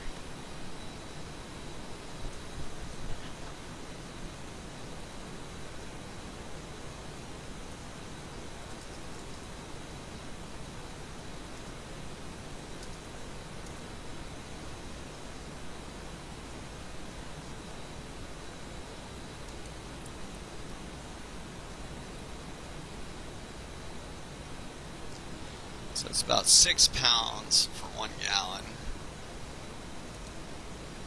So it'll be about, what is that, 2,000 divided by 6?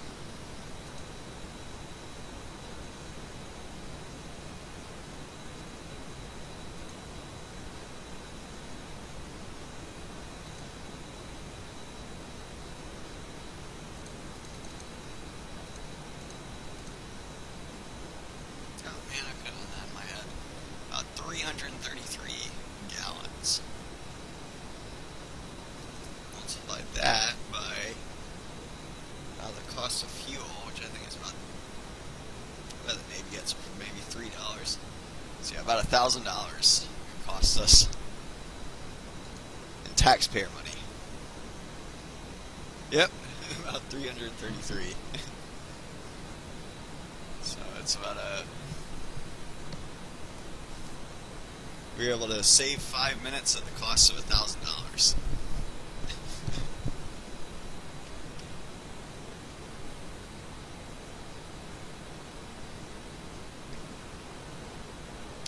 I would say also engine maintenance time, but the thing is, with the military jet, that would actually be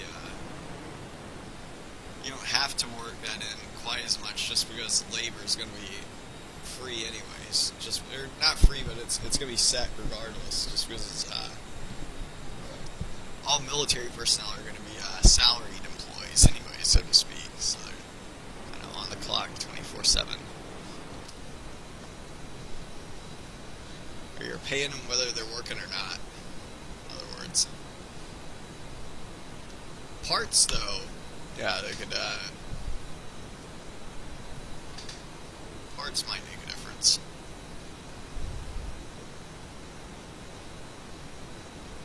So obviously Uncle Sam has to acquire the parts for the jet if they wear out.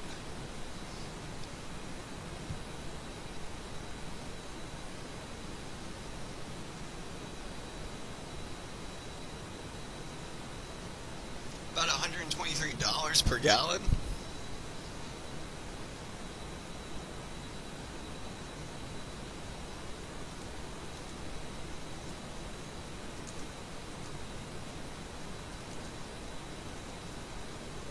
Oh wow, that costs JP8 per gallon. Oh, yeah, it's about $3 a gallon.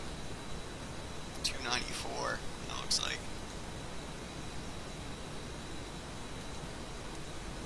Hopefully it wouldn't be that much. Hopefully it would only be about $1,000.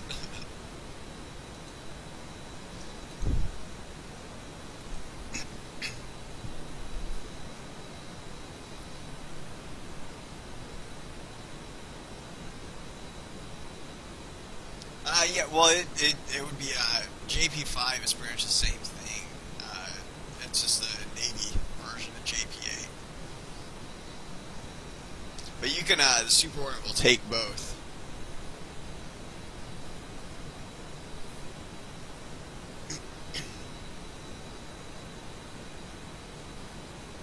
So it would be probably about, if it's that high, it would probably be around. I'm guessing the military gets a discount on it, or hopefully they do. But yeah, if it's that high, it would be about maybe $1,200 or $1,300. Arbo X has joined the game.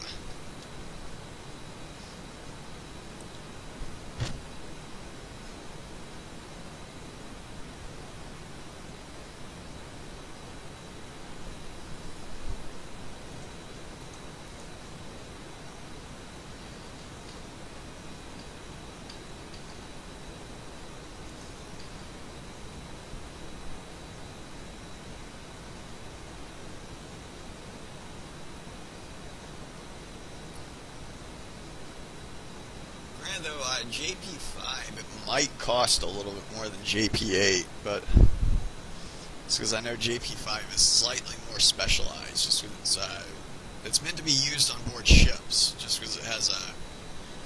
They took JP8 and added something to it, make it have a higher flash point, essentially, make it a little bit safer on board ships.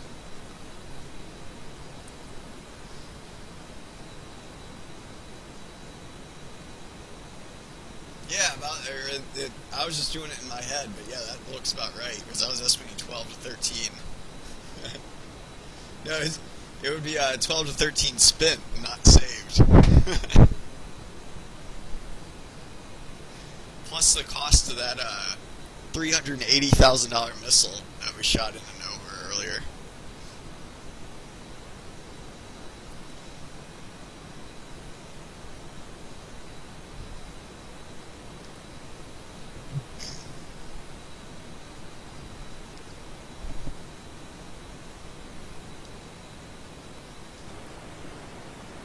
To be out of Africa, finally. Feet dry. Or feet wet, excuse me. I'm just speaking all over the place. We should be in range of the ship now. Yep, we are. So we're 181 nautical miles from the ship.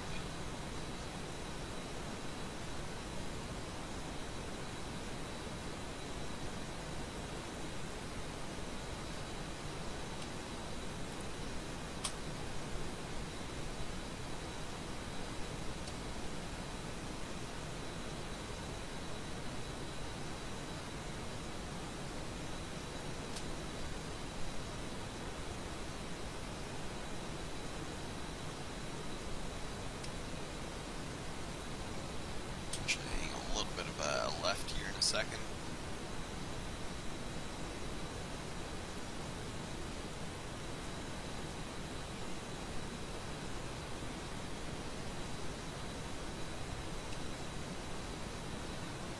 Only about 15 minutes out from the ship.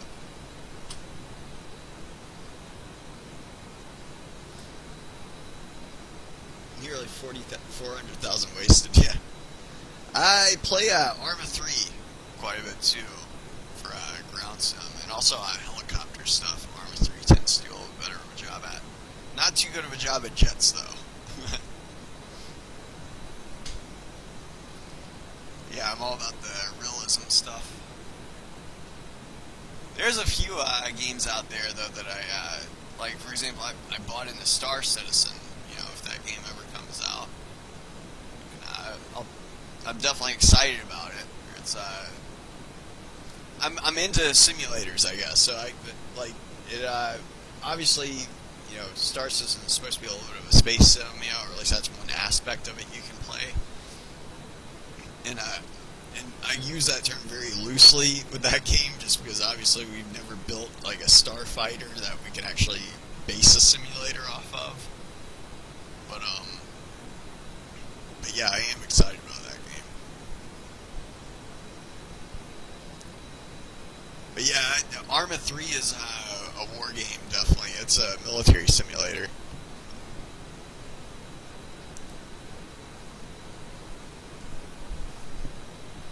Yeah, totally. The thing that always is fascinating me about the military, too, is naval and marine stuff. So, like, essentially, being able to take a ship and then put it somewhere off the coast of something, and then launch and recover aircraft, or wage your own war from sea. Essentially.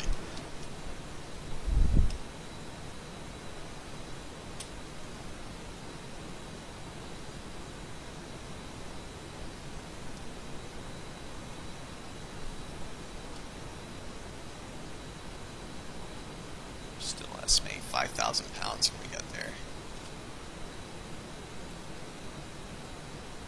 I should go ahead and put this on silent. Alright, or on silent.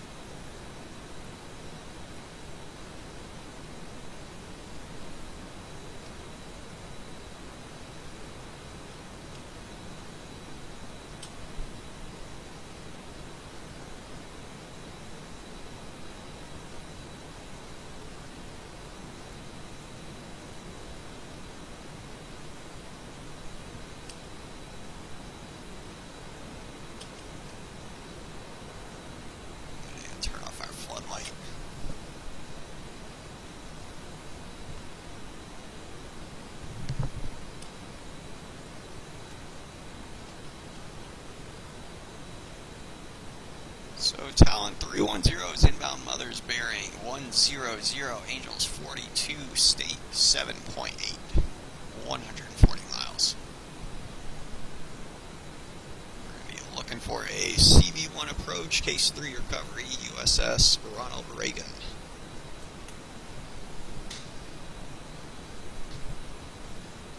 We are feet wet at this time. Failed to call that earlier. I think we did. Now I was noticing us coming up on it, but I never called it.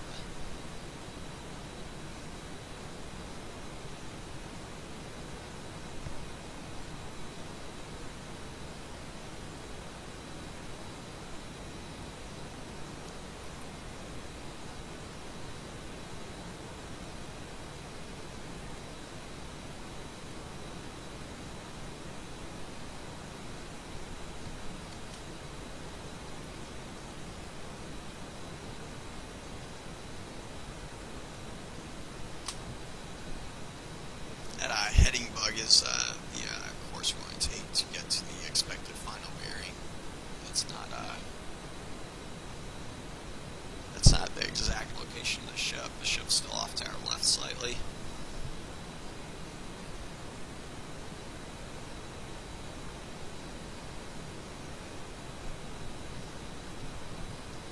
So our gas is doing 7.4.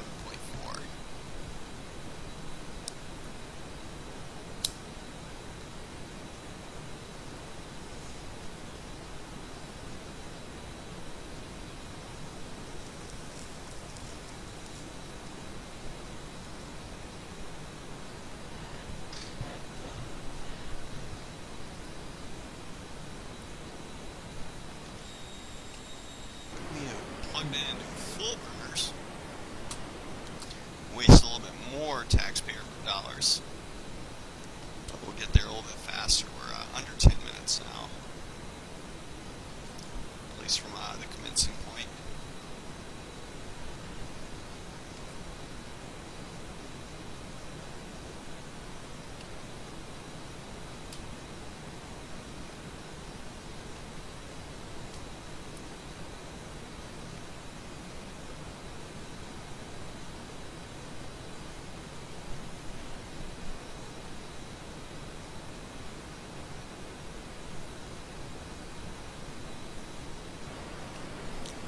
Stream for 2.5 hours now. It's a long stream. It was a very long-range strike. I think that was to look at it on the TAC view, but I think that was probably the second longest strike we've done, if not the longest. I think the longest is still going to be the Tripoli strike that we did a few weeks ago. Our wingman. It was Blackout we did that with. 301.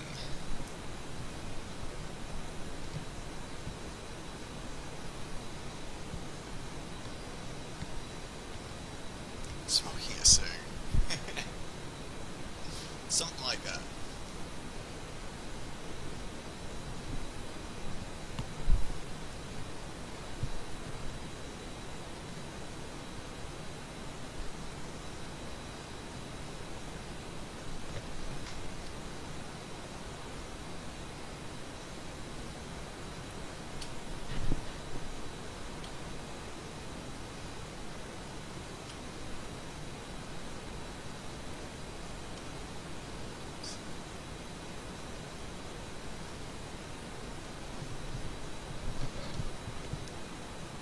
6 miles out.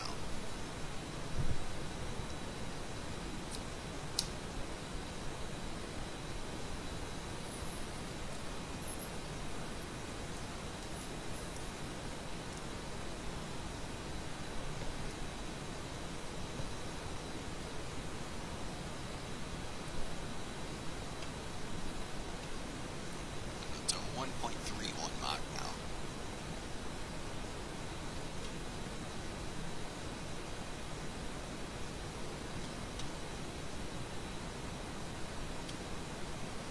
About 5 minutes till the commence point.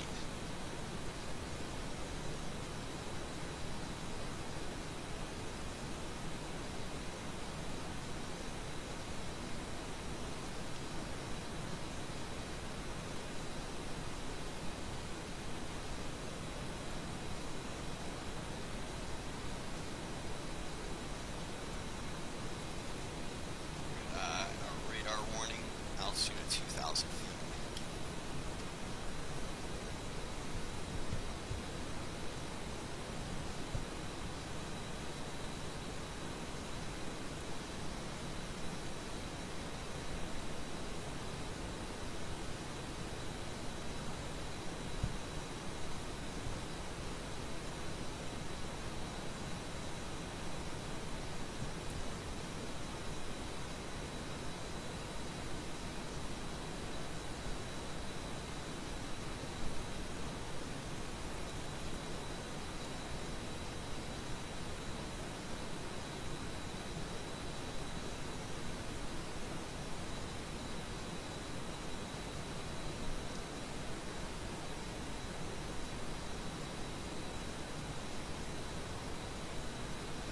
So once we get to that line, we're going to be turning left.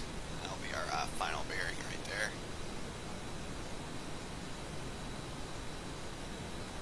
Probably go ahead and turn to 255 as well. This is going to be a straight-in CB1 approach.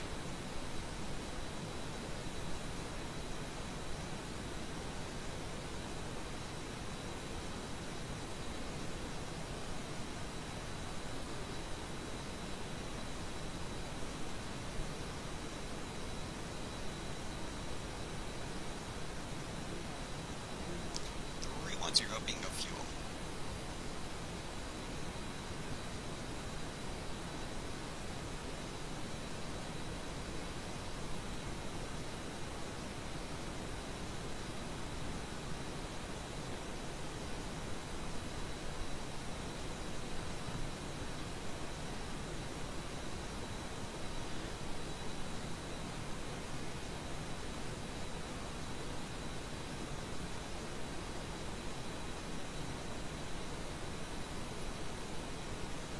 About 14 miles a minute now.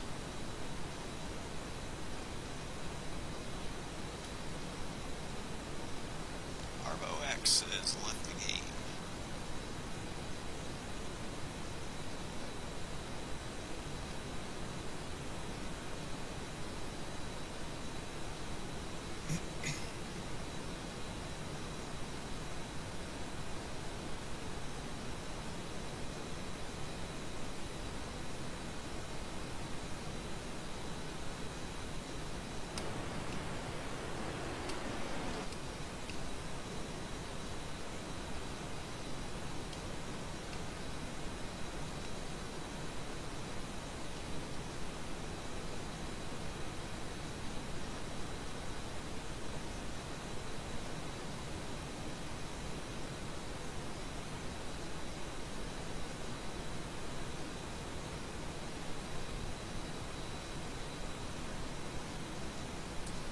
So we'll see how fast we can get on our descent when we commence.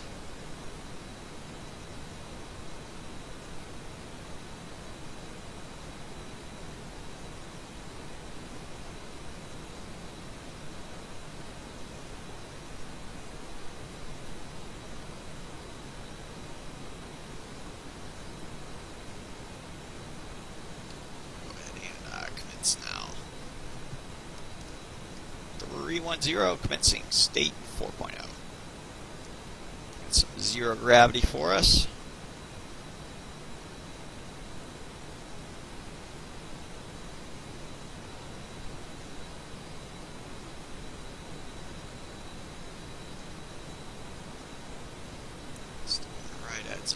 G's for a little bit. A little bit of G.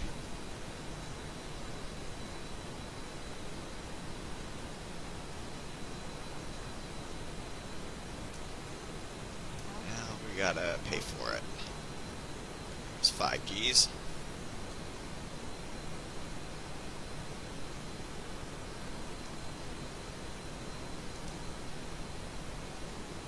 Coming out of burners.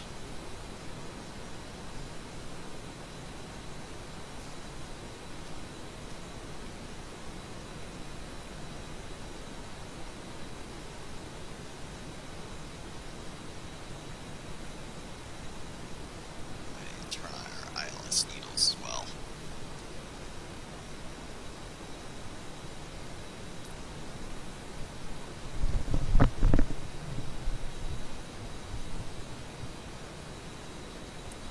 So who's the air boss with the carrier? That is an untaken job as of now. I'm the squadron paddles. But yeah, there's no, we don't have any virtual personnel assigned to the ship. At some point, though, during this flight, we pulled 11 Gs. That's what that number means, right below the G meter. But yeah, if you spend a lot of time pulling the 0 Gs, you eventually have to pay for it.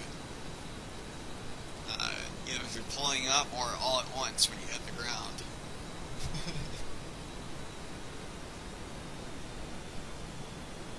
In this case, water.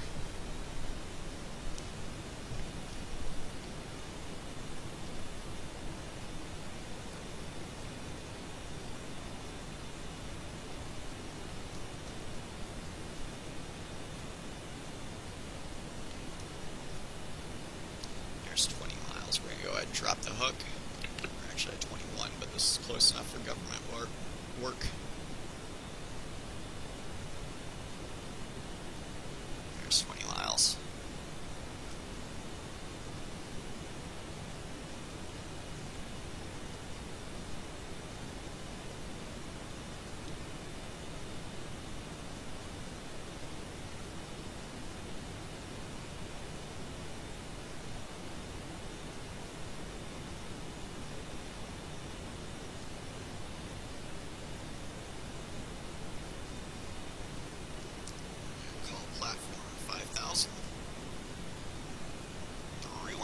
Platform 3.0.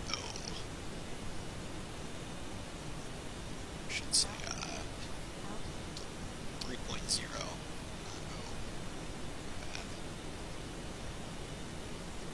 Should get that altitude warning at 2,000.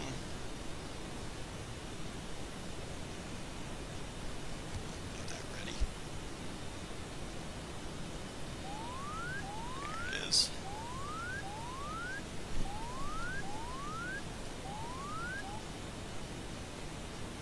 And we're looking for 1200 feet.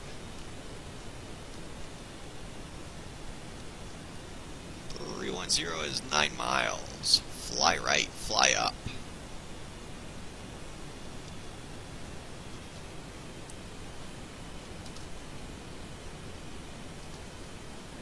There we go.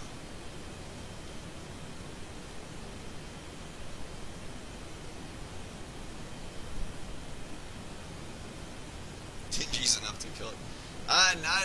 Not for too long. Yeah, heck, I know during the Gulf War, there was a few kills that there was like I know of F-15 that pulled 12 Gs on one of the merges, but yeah, I think the Guinness World Record for maximum Gs survived was 230 something, but that was set by a NASCAR driver who hit a wall and decelerated from like 150 miles per hour to 0 in like I think it was like less than a foot.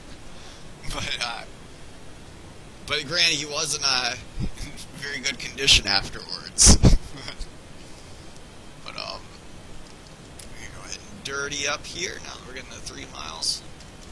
Usually do that a little bit earlier, but on password attack pack session, tend to get a little bit closer to the ship before we dirty up.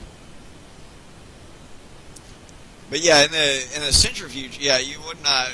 the Super Hornet will actually start to limit itself at 7.5 Gs. So you're supposed to get to 7.5 Gs. Like for a split second, we can pull probably like 12 Gs or so, or up to 12 Gs. But then as soon as we hit that, the Super Hornet's going to automatically start toning it right back down to 7.5 Gs. But typically, you're going to want to tolerate about 9 Gs. Is going to be typical. But for obviously it matters how long you're spending at that G load. But yeah, 11 Gs has definitely been done before. Granted, and the Super Hornet's definitely capable of it, and pilots be capable of it. The thing you'd want to watch out for is getting yelled at by the maintenance crew and probably your squadron CO, because you're obviously when you put that kind of acceleration on a jet, they're going to have to test it in certain ways and make sure everything's still functional on it and everything before its next flight. So, 310 right up ball 2.9 manual. And I was really late on that.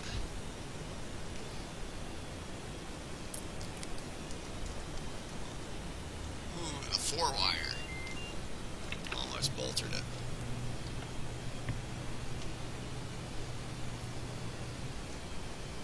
But we are back safe.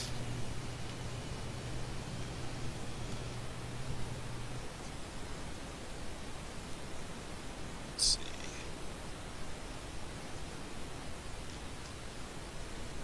There we go. Yeah, 4-wire. Sorry to go a little bit high on there, but yeah. I don't know. My order of preference for wires is 3-wire, obviously, which I've been catching that a lot of recently. But 3-wire is a priority. After that comes 4-wire. I'd rather take a 4-wire than a 2-wire because it's a lot better to be too high than too low. Because usually you'll get a second try if you're too high. If you're way too low, you don't get second tries. in real life, at least. In a simulator, you'll always get a second try, thankfully. but yeah, my order preference goes for 3-wire, 4-wire, then a 2-wire, then I'll take a bolter, then I'll take a 1-wire. The worst possible thing that you can do is taxi to the 1-wire is what we call it, and that's where you touch down really early, and then you just kind of taxi your way over the 1-wire. Granted, it's a fast taxi, or that's the joke. I don't know, 4-wire isn't too bad as long as you're not boltering. They'll give you crap for boltering and then getting a 1-wire. A 1-wire is probably the worst that you can get. At least in our group, 1-wires would be the worst, or they're frowned upon more than boltering. The exception to that rule would be if you're so low on gas that you don't have enough gas to go back around. Like say if you're doing tanker duty, you're the only ship out, or you're the only aircraft out there. You wouldn't want to bolter that if you're already low on gas. You might have to do an emergency case 1 recovery at night or something.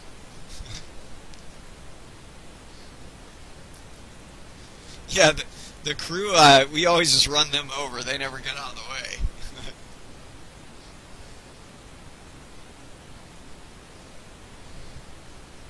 Oh, man. Yeah, they're just cosmetic features. So, but yeah, in real life during traps, they wouldn't be hanging out right there, right where the aircraft exits.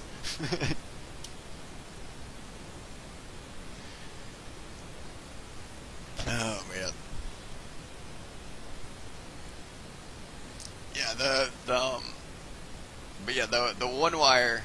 Like a lot that, and that's what I think everyone gets the 1-wire when they first start trying traps.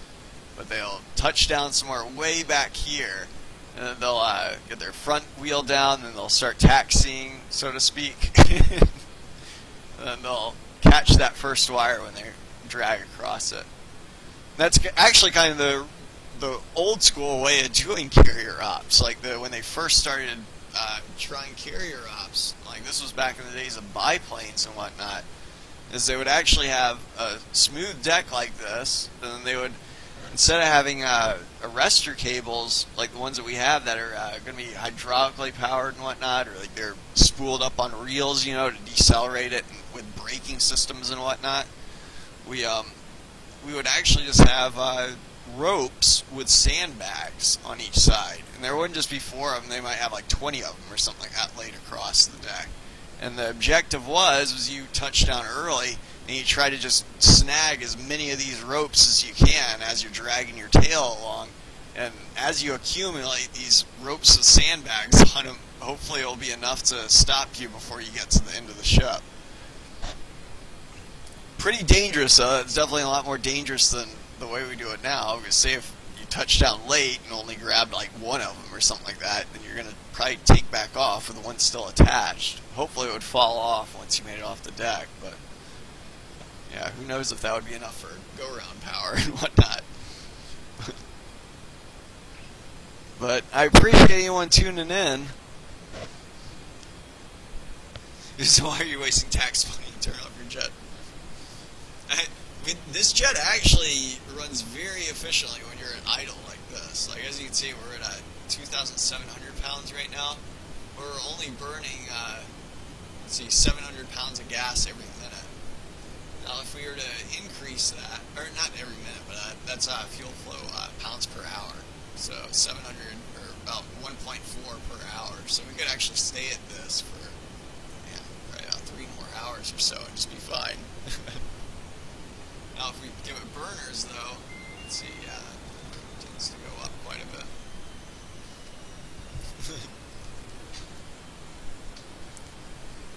Yeah, well, let's see if we can do a full shutdown, though, just for the fun of it. I don't think we've ever done that on stream.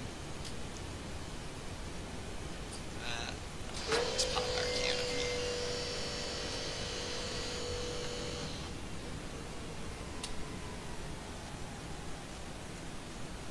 Out of power. There we go. We are shut down now. We also go ahead and deploy the ladder. Granted, this is not the place that you probably want to park one of these. Like, we'll let ground crew take care of that. They got a tug right there, or a tow, wherever they want it.